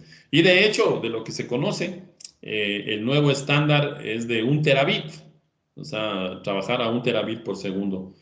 Se supone que para el siguiente año, 2021, ya los fabricantes deberían empezar a vender equipos, los routers, switch, firewalls, que ya trabajen a esas tasas de transferencia, ¿ya? Y bien, bueno, también la parte final, ¿no? El costo también tiene mucho que ver, aunque realmente hoy en día los costos han bajado realmente mucho, pero todavía la fibra óptica sigue siendo de los medios más caros, ¿no? En comparación con el cobre. Imagínense un metro de cable UTP, categoría 6, está más o menos por los 60 centavos de dólar, 50 centavos de dólar, depende de la marca, ¿sí? Porque también aquí hay marcas y marcas, ¿no? Hay marcas que son reconocidas y hay marcas que están en el medio 5 o 6 años, ¿no? Y hay marcas que están ya como 50, 40 años vendiendo cableado estructurado en cobre. Entonces, de eso también va a depender los costos. Pero la fibra óptica, el metro de fibra óptica no baja de 5 dólares, 4 o 5 dólares. Entonces, si es que nos ponemos a comparar, obviamente todavía los costos en algunas empresas, en algunas implementaciones, en algunas redes, tiene mucho que ver, ¿no? Y de hecho, lo más barato, si lo queremos ver así, lo más barato es implementar una red inalámbrica. Pero como es lo más barato, es lo más inseguro. Hackear una red inalámbrica realmente es extremadamente sencillo. En una empresa es bastante complicado, o si es que se van a hacer implementaciones de redes inalámbricas, hay que tomar todas las medidas de seguridad para que no se convierta en un dolor de cabeza, ¿sí? Vuelvo y repito, es lo más simple de implementar, porque no hay que estar pasando cables para el sistema de cableado estructurado, ¿sí? No hay que estar trabajando con la fibra óptica, es cuestión de comprarse el access point, lo que se conoce como router inalámbrico, ¿no? Entonces, es cuestión de comprarnos del equipo de capa física que se encarga de manejar la parte inalámbrica y los dispositivos, bueno, hoy en día todos los dispositivos tienen tarjetas inalámbricas, las laptops, las tablets, hay cámaras de videovigilancia inalámbricas. No es una buena idea, pero hay cámaras, ¿sí? De hecho, pasar audio y video por una red inalámbrica no es buena idea. ¿Por qué?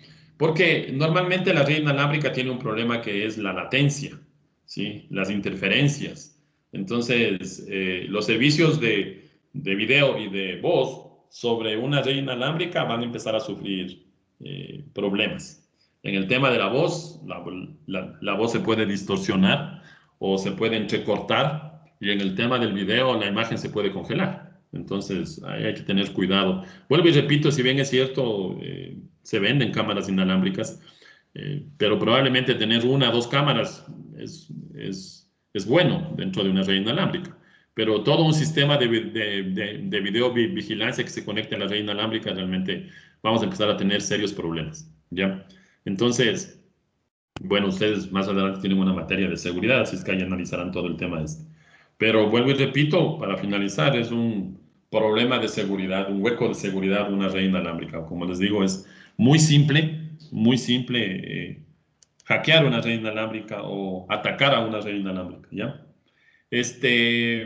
Dos parámetros que también se manejan bastante con el tema de las redes son el tema este de las topologías, ¿ya? Entonces, en redes, en las diferentes redes que existen, se manejan tanto las topologías físicas como las topologías lógicas. Entonces, la topología física no es nada más que un diagrama, ¿sí?, de la red, que lo que me va a mostrar es la localización física de los dispositivos, ¿ya? Entonces, como se muestra ahí, ¿no? Yo sé exactamente dónde está cada uno de los usuarios y además sé que los equipos de conectividad, en qué parte de nuestro rack principal se encuentran, y digamos inclusive la conectividad de nuestros servidores, los servidores a qué puertos de los equipos están conectados, ¿sí? Entonces yo sé exactamente esto, ¿no? Y se documenta de esta forma para cuando tengamos algún problema dentro de la red, sea mucho más fácil poder resolver esos problemas, ¿ya? Entonces, eso es un diagrama físico, ¿no? Un gráfico, un mapa, donde se va ilustrando la ubicación física de cada uno de los dispositivos, ya sean los dispositivos de usuario final y servidores, como los equipos de conectividad. Si yo voy indicando exactamente en qué rack está conectado el router, en qué puerto del rack está conectado el router, en qué rack está conectado el switch, en qué puerto está conectado el switch, en qué puerto del switch está conectado el servidor de correo electrónico, el servidor de páginas web, el servidor de la voz over IP, el servidor de la videoconferencia, etcétera, etcétera, etcétera. Entonces, eso es un diagrama, eso es una topología física, ¿no? Pero bueno, así como hay una topología física, también hay una topología lógica. La topología lógica, en cambio, es un diagrama que lo que ilustra es el esquema de direccionamiento. Nosotros manejamos dos esquemas de direccionamiento, los que actualmente se están manejando. Direcciones IP versión 4 y direcciones IP versión 6. Dependiendo de lo que la empresa tenga implementado, el diagrama va a representar las direcciones de cada una de las redes y de cada uno de los dispositivos. Entonces, el mapa que me indica el esquema de direccionamiento con la ubicación de cada uno de los dispositivos se conoce como topología lógica. El mapa que me indica la ubicación física se conoce, valga la redundancia, como topología física. Así de bastante sencillo esta partecita, ¿ya? Hay diferentes formas en las que físicamente se pueden interconectar los dispositivos.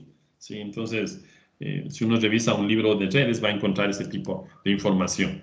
Y les he enmarcado ahí, o ustedes les he enmarcado la topología estrella, porque esta es la que en la vida actual se implementa. Esta, y se está llegando también hoy en día, sobre todo en las redes industriales, esa topología es anillo, ¿no? O en las redes donde se necesita tener alta disponibilidad. Claro, imagínense aquí en la topología estrella, ¿qué pasa si este enlace se cae? Este dispositivo se queda fuera de la red. Los dispositivos que quedan activos son los que todavía tienen conectividad. Entonces, esta es una red, así como está, es una red que tiene poca disponibilidad, ¿sí? La disponibilidad de la red o de que los dispositivos pasen información a la red va a depender de que los enlaces de comunicaciones sean estables o no. Si el enlace no es estable por algún problema por alguna situación dio problemas, ese dispositivo, en el caso del ejemplo de la gráfica, este dispositivo de acá, este dispositivo tendría problemas de Profe, conectividad. disculpe que lo corto otra vez. Se quitó No, estamos viendo una diapositiva de PowerPoint. ¿Perdón? Se está proyectando una diapositiva en PowerPoint y no está lo de estrella que usted menciona, lo de la topología. Debe estar Ahí está. llegando. Esperen. Sí, debe ser Déjenme volverles a presentar. Ya, eso estábamos, ¿no? Ya, Sí, ahí sí están viendo. Sí. Ya, listo, listo. Verán que, bueno, pero bueno, el material ustedes tienen ahí, no vayan siguiendo con el material que ustedes tienen, descargado. Probablemente por la latencia del internet seguramente no se está proyectando esto. Pero bueno, les decía que estas son las diferentes formas en las que los dispositivos se pueden interconectar. Y les he enmarcado aquí esta topología estrella porque esa es la que, al menos en el ámbito de las redes LAN, es la que se utiliza. Hay un equipo principal que es el switch, ¿sí? Si bien es cierto, esta gráfica corresponde a un hub, HV, ¿sí? Esto es un hub, pero los hub como tal ya no hay en el mercado. O sea, si uno quiere ir a comprar un hub, no lo va a encontrar. Entonces, ahora el equipo que se utiliza para la implementación de una topología estrella es un switch. Entonces, el problema de tener una red así como les acabo de mencionar es que el tema el tema de la disponibilidad, ¿no? Si este enlace cae, este dispositivo se queda fuera de la red. En cambio, acá existe una mayor disponibilidad de la red. Supongamos que este dispositivo se quiere comunicar con este dispositivo. Entonces, puede tomar este camino o puede tomar este camino de acá. Cualquiera de los dos caminos. Si este enlace se cae, puede utilizar este camino. Si este enlace se cae, puede utilizar este camino. Claro, no, si es que estos tres enlaces se les cae, obviamente ahí ya no hay forma de comunicarse, pero así como está construida esta topología anillo, tiene mucha más disponibilidad que esta topología estrella. ¿Ya? Entonces, es por eso que en ciertos requerimientos y en ciertas necesidades, también se podría hacer uso de una topología anillo dentro de las redes LAN. ¿Ya? Esta topología, que es la topología bus, prácticamente ha dejado de implementarse, al menos en las redes de datos. Las redes de datos, las primeras redes de datos, año 80, 81, 82, hasta el 85 probablemente, las redes eran así. Había un backbone principal, de hecho este era un cable coaxial, ya hemos de ir verificando eso. Esto era un cable coaxial, a este cable coaxial se le iban conectando los computadores. Entonces, el problema era que cuando este computador se quiere conectar con este computador, la información se la ponía en este medio, ¿no? Y todos los demás podían tener acceso a esa información, ¿ya? Y claro, también el tema de la disponibilidad, ¿no? Si este enlace se nos cae por aquí, la información llega hasta aquí nada más y teníamos otro problema, ¿ya? En el ámbito de las redes LAN, en el ámbito de las redes WAN, las topologías que normalmente utilizamos es esta primero, punto a punto. Yo tengo una conexión entre dos dispositivos y esta de acá que es la mesh, totalmente conectado, ¿no? Para darle mayor disponibilidad. Esa topología estrella es una evolución la topología, perdón, la topología árbol es una evolución de la topología estrella. Es la unión realmente de varias estrellas, ¿no? Dentro de una topología mucho más grande, ¿ya? Entonces, recuerden, aquí nos estamos refiriendo a la forma como físicamente se interconectan cada uno de los dispositivos dentro de la red. Ya, bueno, ahí está un poco en resumen lo que hemos conversado un poquito. Hay un punto central de comunicación en la topología estrella, que es la que más utilizamos, y a partir de este switch se realiza la interconexión de cada uno de los dispositivos. ¿Ya? Comencemos un poco sobre los tipos de redes, la clasificación general de las redes, ¿no? Aunque esto ya probablemente la mayoría ya conoce. Hay básicamente 3 tipos de redes: las redes LAN, las redes MAN, metropolitanas, y las redes WAN. ¿Ya? Dependiendo del área de cobertura. Esa es una clasificación clásica de las redes, ¿no? El área de cobertura. Entonces, basadas en el área de cobertura, hay las redes LAN, que son las redes locales, ¿sí? Limitadas de manera geográfica. Nuestras redes en las redes corporativas normalmente son redes LAN, ¿sí? Entonces, bueno, ahí está un ejemplo, un diagrama de los dispositivos, cómo normalmente se comunican dentro de una red LAN, ¿no? Entonces, tenemos un router principal que da la conexión a Internet. Ese router principal está conectado, bueno, en el caso de la gráfica, a un equipo inalámbrico, conectado a un switch, y de ese switch hay conexiones a otro switch para las conexiones de los servidores y de las estaciones finales del usuario, ¿no? Entonces, un ejemplo clásico de una red LAN. Algunas características de las redes LAN, ¿sí? Primero, el área de cobertura. Las LAN tienen un área de cobertura dentro del mismo edificio, de la casa, del laboratorio de computadoras de la escuela o de un edificio comercial, ¿no? Toda la red que esté dentro de ese edificio se conoce como red LAN. La distancia o el área o la distancia máxima que se puede tener dentro de una red para que sea considerada red LAN es menor a 10 kilómetros. Todo sistema de comunicación menor a 10 kilómetros se considera como una red LAN, ¿ya? Otro parámetro que se toma muy en cuenta es el tema de la propiedad. Normalmente, ¿quién es dueño de la red LAN? Normalmente, hasta hoy en día, los dueños de las redes LAN son las mismas instituciones. Las empresas que invierten en el tema de cableado estructurado, en la compra de los equipos. Entonces, las empresas o instituciones son las propietarias de la red LAN, ¿sí? Esto no sucede con la red MAN y con la red WAN, porque ya las empresas ya no son propietarias de la red MAN, sino contratan un servicio a un tercero, a un proveedor de servicios, valga la redundancia, ¿ya?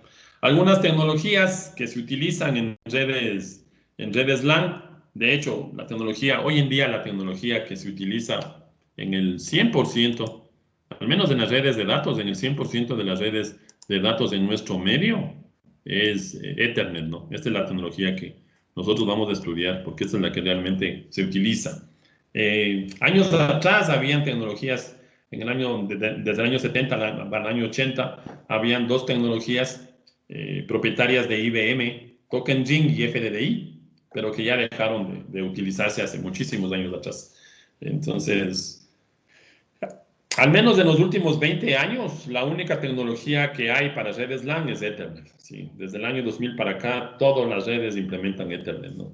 Y hay implementaciones de Ethernet tanto en la parte cableada como en la parte inalámbrica. Ahí están las redes Wi-Fi que nosotros conocemos, o lo que de manera genérica se conoce como WLAN, Wireless LAN, ¿ya? Entonces, las redes Wireless LAN implementan tecnología Ethernet, ¿no? Que, como les digo, ya hemos de estudiar más adelante, ¿ya? Hablamos también de las redes PAN, porque las redes PAN son parte de las redes LAN, o las redes PAN son un subconjunto de tecnologías que están dentro del área de cobertura de una red LAN. Recuerden que hemos mencionado que las redes LAN se consideran como tal hasta los 10 kilómetros. Entonces, una red PAN, teóricamente o conceptualmente, tiene un área de cobertura de 10 metros. Entonces, toda la conexión de hasta 10 metros que sirva para interconectar, como está en el ejemplo, ese tipo de dispositivos, se conoce como una red de área personal, ¿no? Entonces, el sistema de comunicación o el medio de comunicación de las redes PAN son las redes inalámbricas. Ahí hay un conjunto de protocolos que se utilizan para implementar redes PAN. ¿Ya? Entonces recordarán, el área de cobertura de las redes PAN hasta 10 metros. El área de cobertura de las redes LAN, todo hasta 10 kilómetros. Y todo lo que sea hasta 10 kilómetros se considera como una red de área local. ¿Ya? Algunas tecnologías, les había comenzado sobre todo esa tecnología Z-Wave, que en principio, o que el objetivo final o fundamental es hacer domótica, ¿no? Automatización del hogar, ¿ya?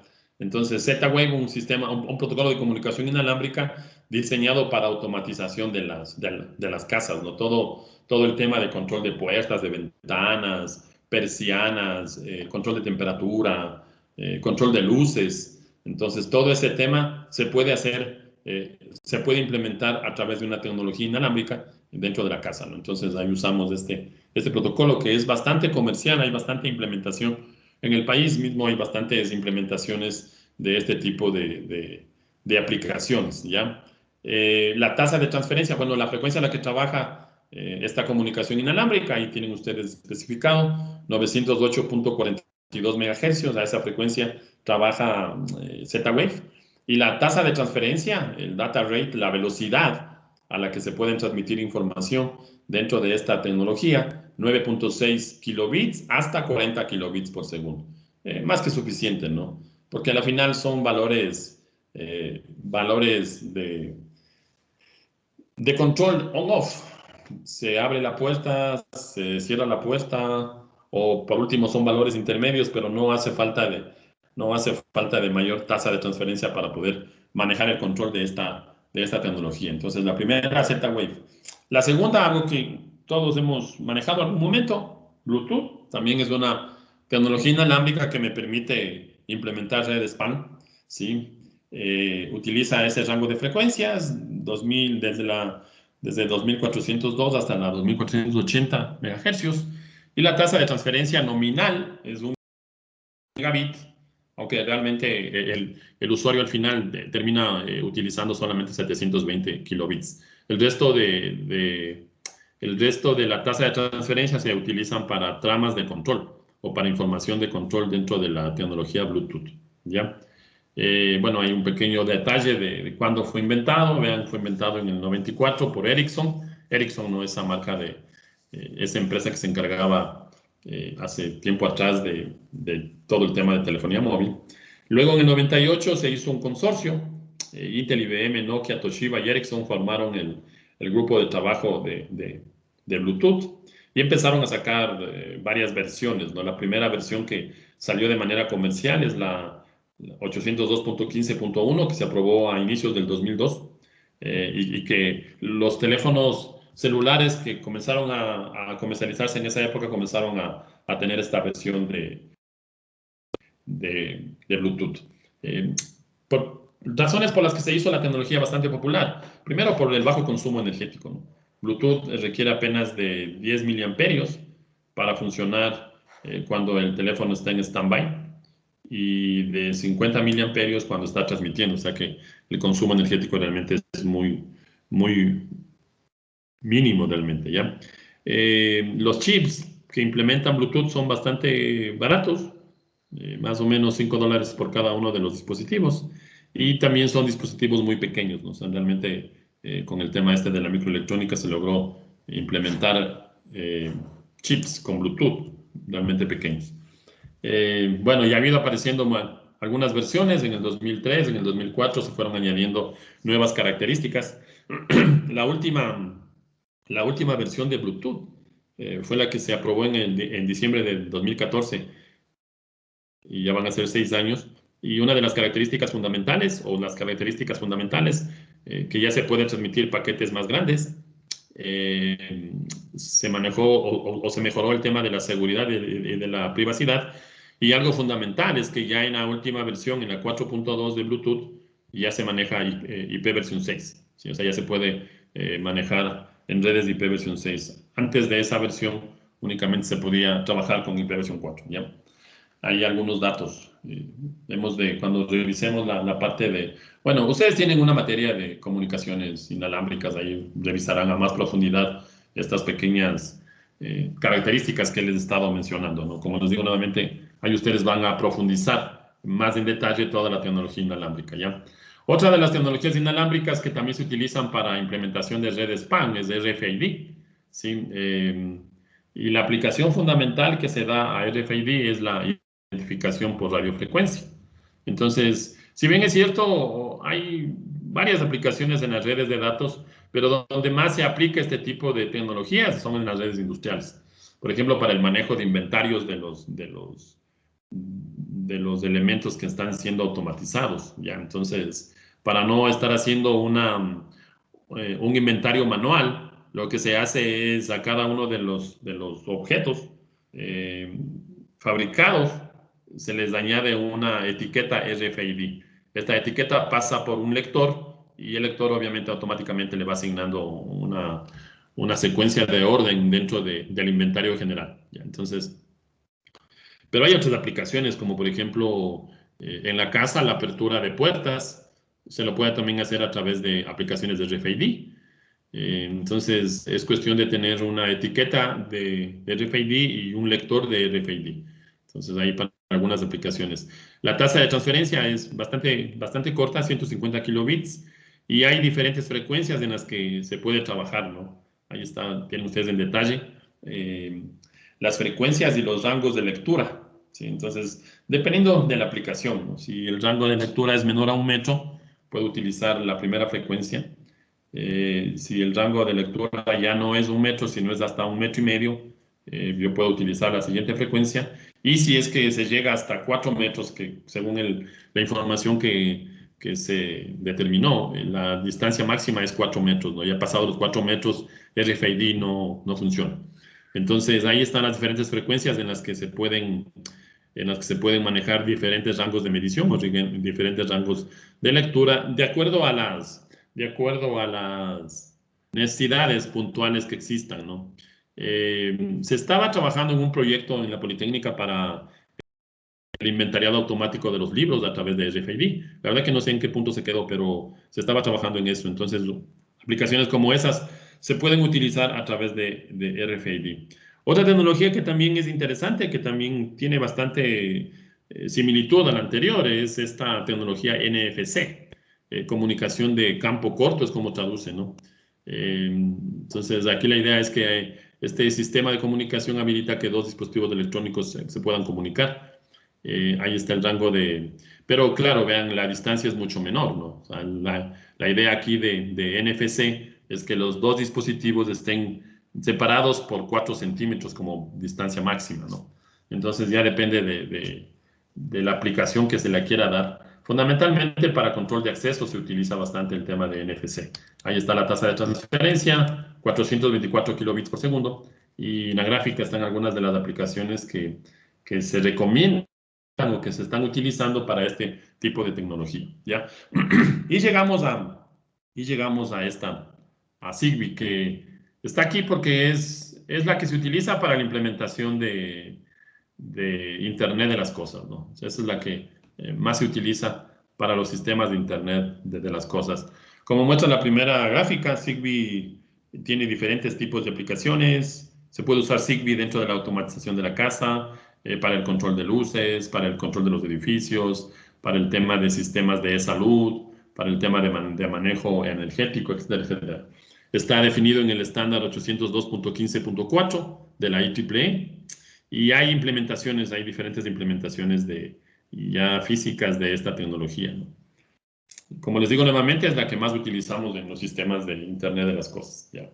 Hay 3 frecuencias en las que trabaja y asociadas, con cada una de las frecuencias asociadas a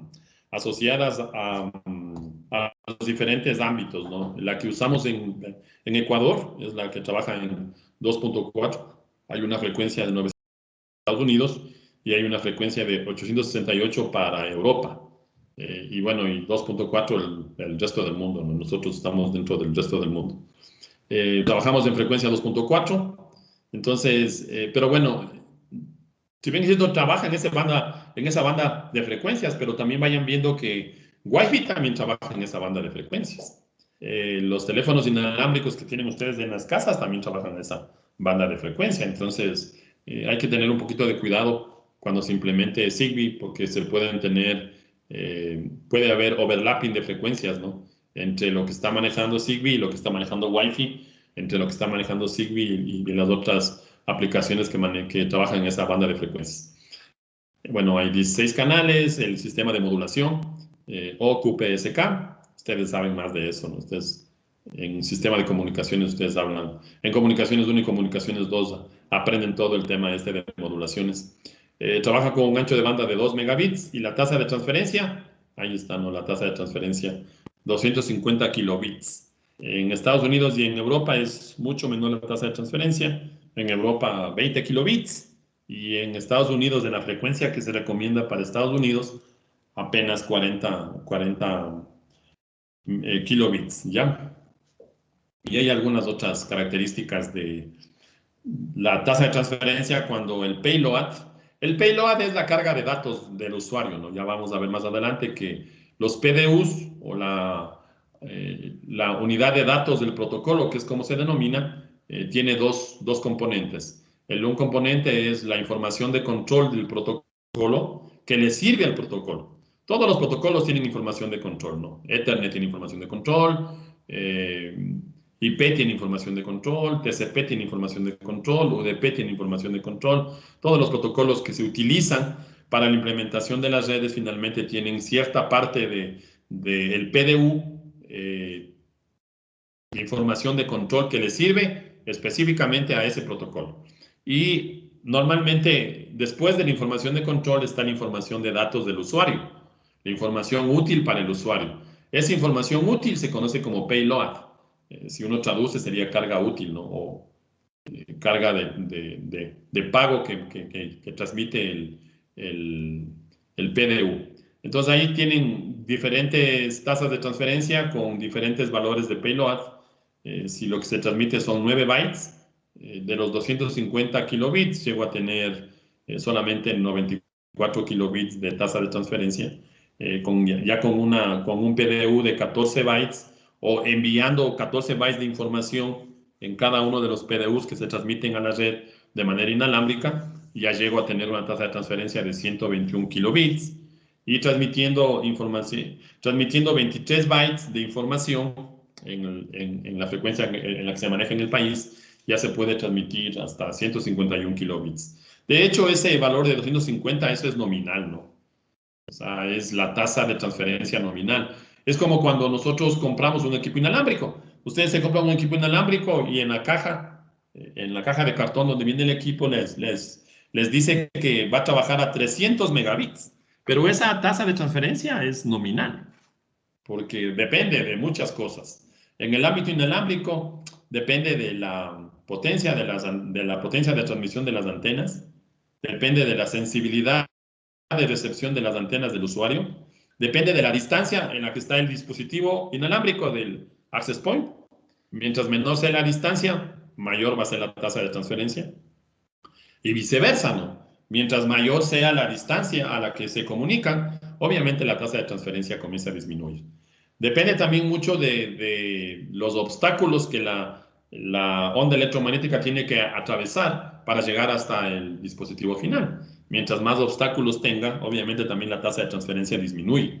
Por eso es que les digo que esa tasa de transferencia que muestran los equipos es nominal. Es lo que se supone en condiciones óptimas debería estar ofreciendo el equipo. Lo mismo aquí, ¿no? El tema este de los 250 kilobits tiene que ver con la tasa nominal.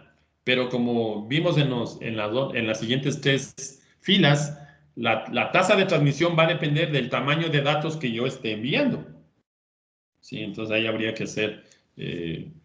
que ir viendo cuáles son los datos que se están enviando, ¿no? Para saber exactamente cuál es la tasa de transferencia. Pero, vuelvo y repito, nominalmente, 250 kilobits en la frecuencia en la que se utiliza en el país, ¿ya?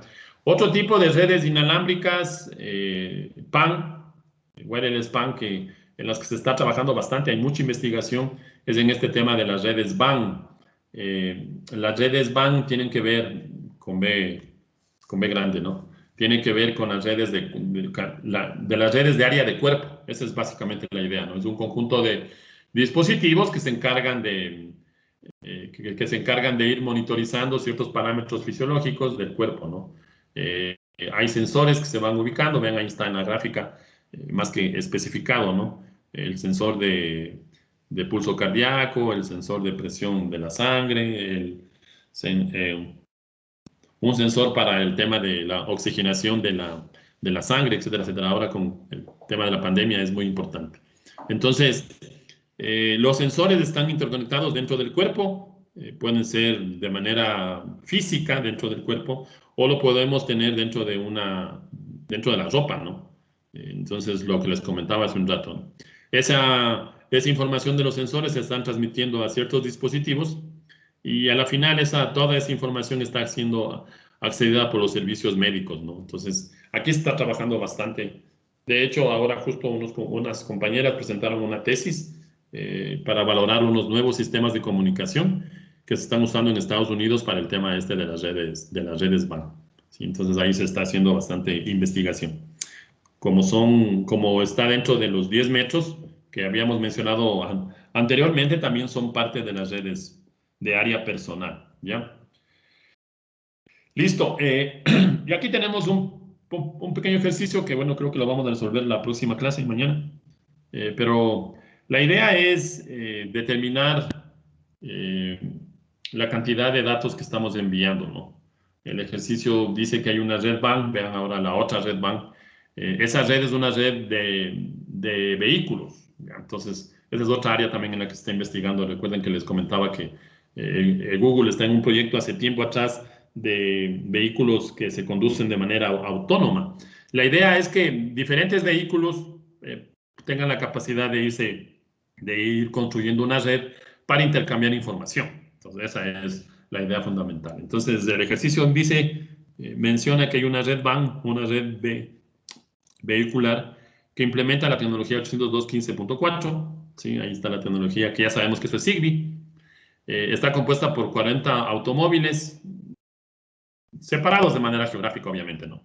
En cada uno de los vehículos hay un sistema de adquisición de datos. En términos de Internet de las cosas, ese sistema de adquisición de datos se conocen como motas. Entonces, cuando ustedes vean la materia noveno semestre de Internet de las cosas, van a hablar mucho de las motas. Entonces, ya saben qué es una mota, ¿no? Es un sistema que está adquiriendo datos de parámetros físicos del ambiente. Entonces, en el caso del vehículo, estará tomando datos que le interese compartir con el resto de los vehículos, como la temperatura, la velocidad, el flujo de aire, etcétera, etcétera, etcétera, ¿no? Qué tan próximos están los vehículos entre sí y un sinnúmero de parámetros, ¿no? Entonces, en este caso, los sensores, cada uno de los vehículos tienen 25 sensores, ahí está, distribuidos de la forma como se indica ahí, ¿no? Hay 7 sensores de temperatura ubicados en diferentes partes del vehículo, 6 tacómetros, la velocidad, 6 sensores de flujo de aire y 6 sensores de proximidad, ¿no? Que estarán distribuidos de diferente forma dentro del vehículo. Además de todos esos sensores, hay un módulo de comunicación. Ese módulo de comunicación está trabajando en la frecuencia 2.4, obviamente porque es la frecuencia del estándar 802.15.4 dentro del país, ¿ya?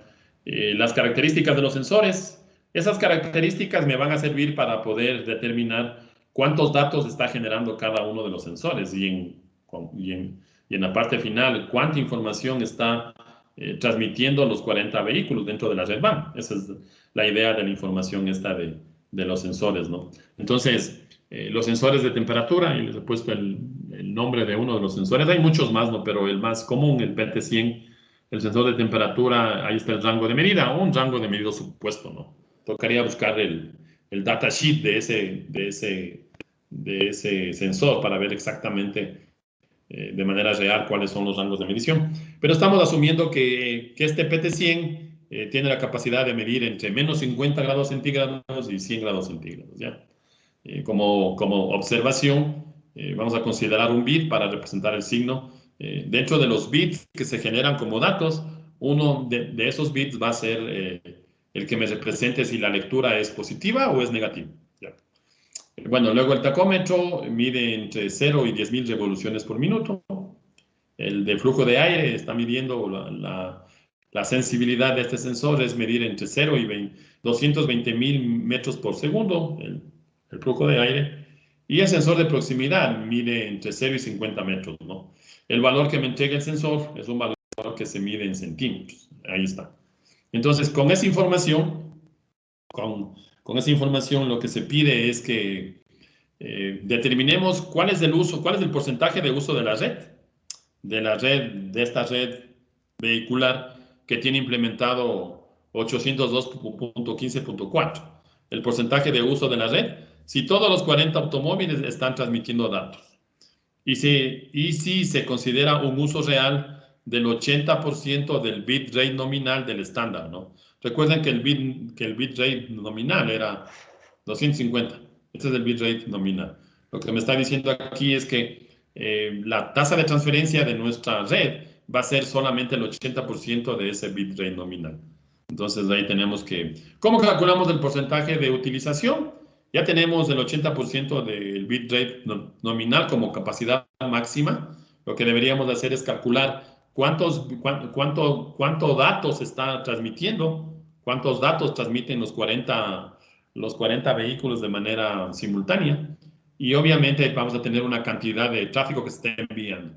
Si yo tengo una capacidad máxima y tengo la capacidad y tengo el tráfico real, divido entre las dos y ahí tengo el porcentaje de utilización de la red, así de simple, ¿no? Ya, el tiempo de servicio me representa cuánto se demora la red en transmitir la información que está siendo generada por toda la red, en ese caso toda la red vehicular. El tiempo de servicio de la red bueno, hay 3 casos, ¿no? Nos hemos planteado 3 casos, cuando 10, 20 y 40 autos transmiten los datos de manera simultánea. Y para cada número de autos se consideran 3 posibles porcentajes de uso del bitrate nominal. 50%, 80% y 100%. Entonces, cuando 10 autos dentro de la red transmiten, hay que analizar el escenario de usar el 50%, el 80% y el 100% del bitrate nominal. Lo mismo para los 20 automóviles y al final para los 40 automóviles. Y entonces esa es la idea de este primer ejercicio.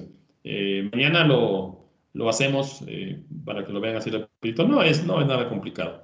Lo que hay que hacer es, vuelvo y repito, llegar a determinar cuánta información se está transmitiendo dentro de esa red vehicular. ¿Ya?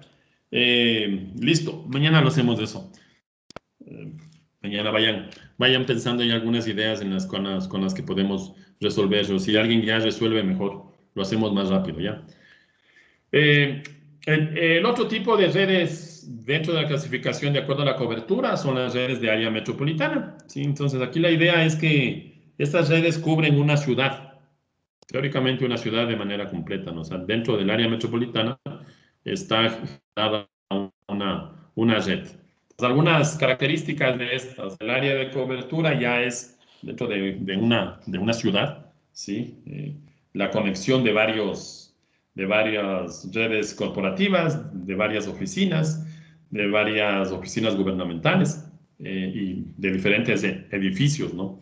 El área de cobertura o la distancia máxima para que se considere como una red MAN hasta 161 kilómetros. Todo lo que es mayor a 10 kilómetros hasta 161 kilómetros es considerado como una red MAN, ¿ya?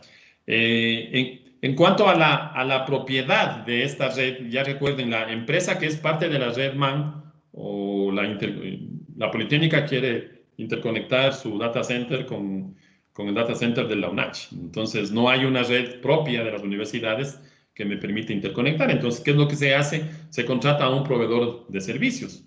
Entonces, ya las redes que se están conectando a la red MAN ya no son propietarias de esa red metropolitana, sino hay un tercero, ¿no? En este caso, el proveedor de servicios en la ciudad o en el país, Telconet, CNT, Transnexa y los otros proveedores que me permiten la comunicación de datos, ¿ya? Algunas tecnologías, de hecho, la más usada que hemos de analizar próximo semestre. Metro Ethernet se utiliza muchísimo para el tema de redes MAN.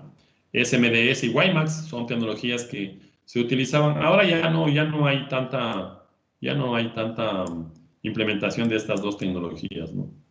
WiMAX es la implementación de Wi-Fi dentro de las redes MAN, ¿sí?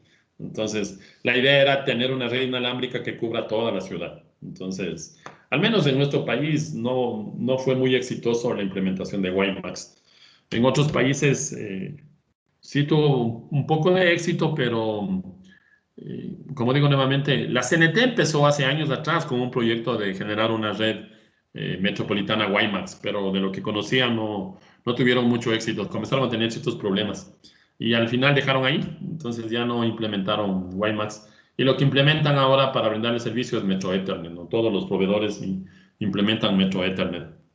Entonces, ya la tecnología Ethernet inicialmente en los años 80 surgió como una tecnología para redes LAN, pero la misma necesidad de conectividad de los usuarios ha ido haciendo que la tecnología pase de la red LAN a la red MAN. Y de hecho, ya vamos a ver más adelante que yo puedo tener una red Ethernet en la red LAN, en la red MAN, y puedo tener hoy en día con los protocolos, con las tecnologías, puedo tener en la red WAN, ¿sí? De hecho, la forma de implementar una red Ethernet en la WAN es utilizar MPLS. Entonces ya hemos de conversar un poco. Y la última, dentro de la clasificación por área de cobertura, por distancia de cobertura, el último tipo de las redes es la red WAN, ¿no? Que bueno, ya saben, es una red extensa, de área extensa, ¿no? Todo lo que sea mayor a 160 kilómetros se considera como una red WAN, ¿sí?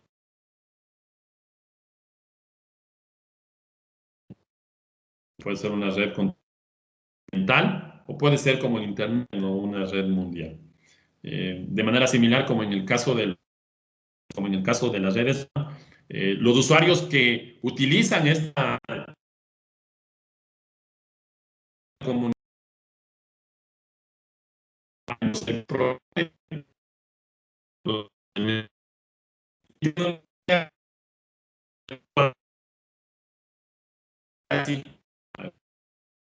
que se utilizan hoy en día, MPLS por un lado, y en el ámbito móvil, en el ámbito de las comunicaciones móviles, LTE, y bueno, y también 5G, ¿no? que en otros países ya se están implementando. Esperemos que aquí en el nuestro también se empiece a implementar en los próximos años. Pero hasta el día de hoy, tecnologías de conectividad WAN, MPLS y LTE, que son las tecnologías que normalmente utilizamos, ¿ya? Listo. ¿Alguna pregunta hasta ahí? ¿Alguna inquietud, algo que no esté? Sí, Inge, buen día. Dime. Mira, respecto a la transmisión por cobre se puede establecer una transmisión simétrica, no importa cualquier sea paquete que sea 10 gigabytes. ¿A qué no entiendo a qué te refieres con simétrico? Puedo transmitir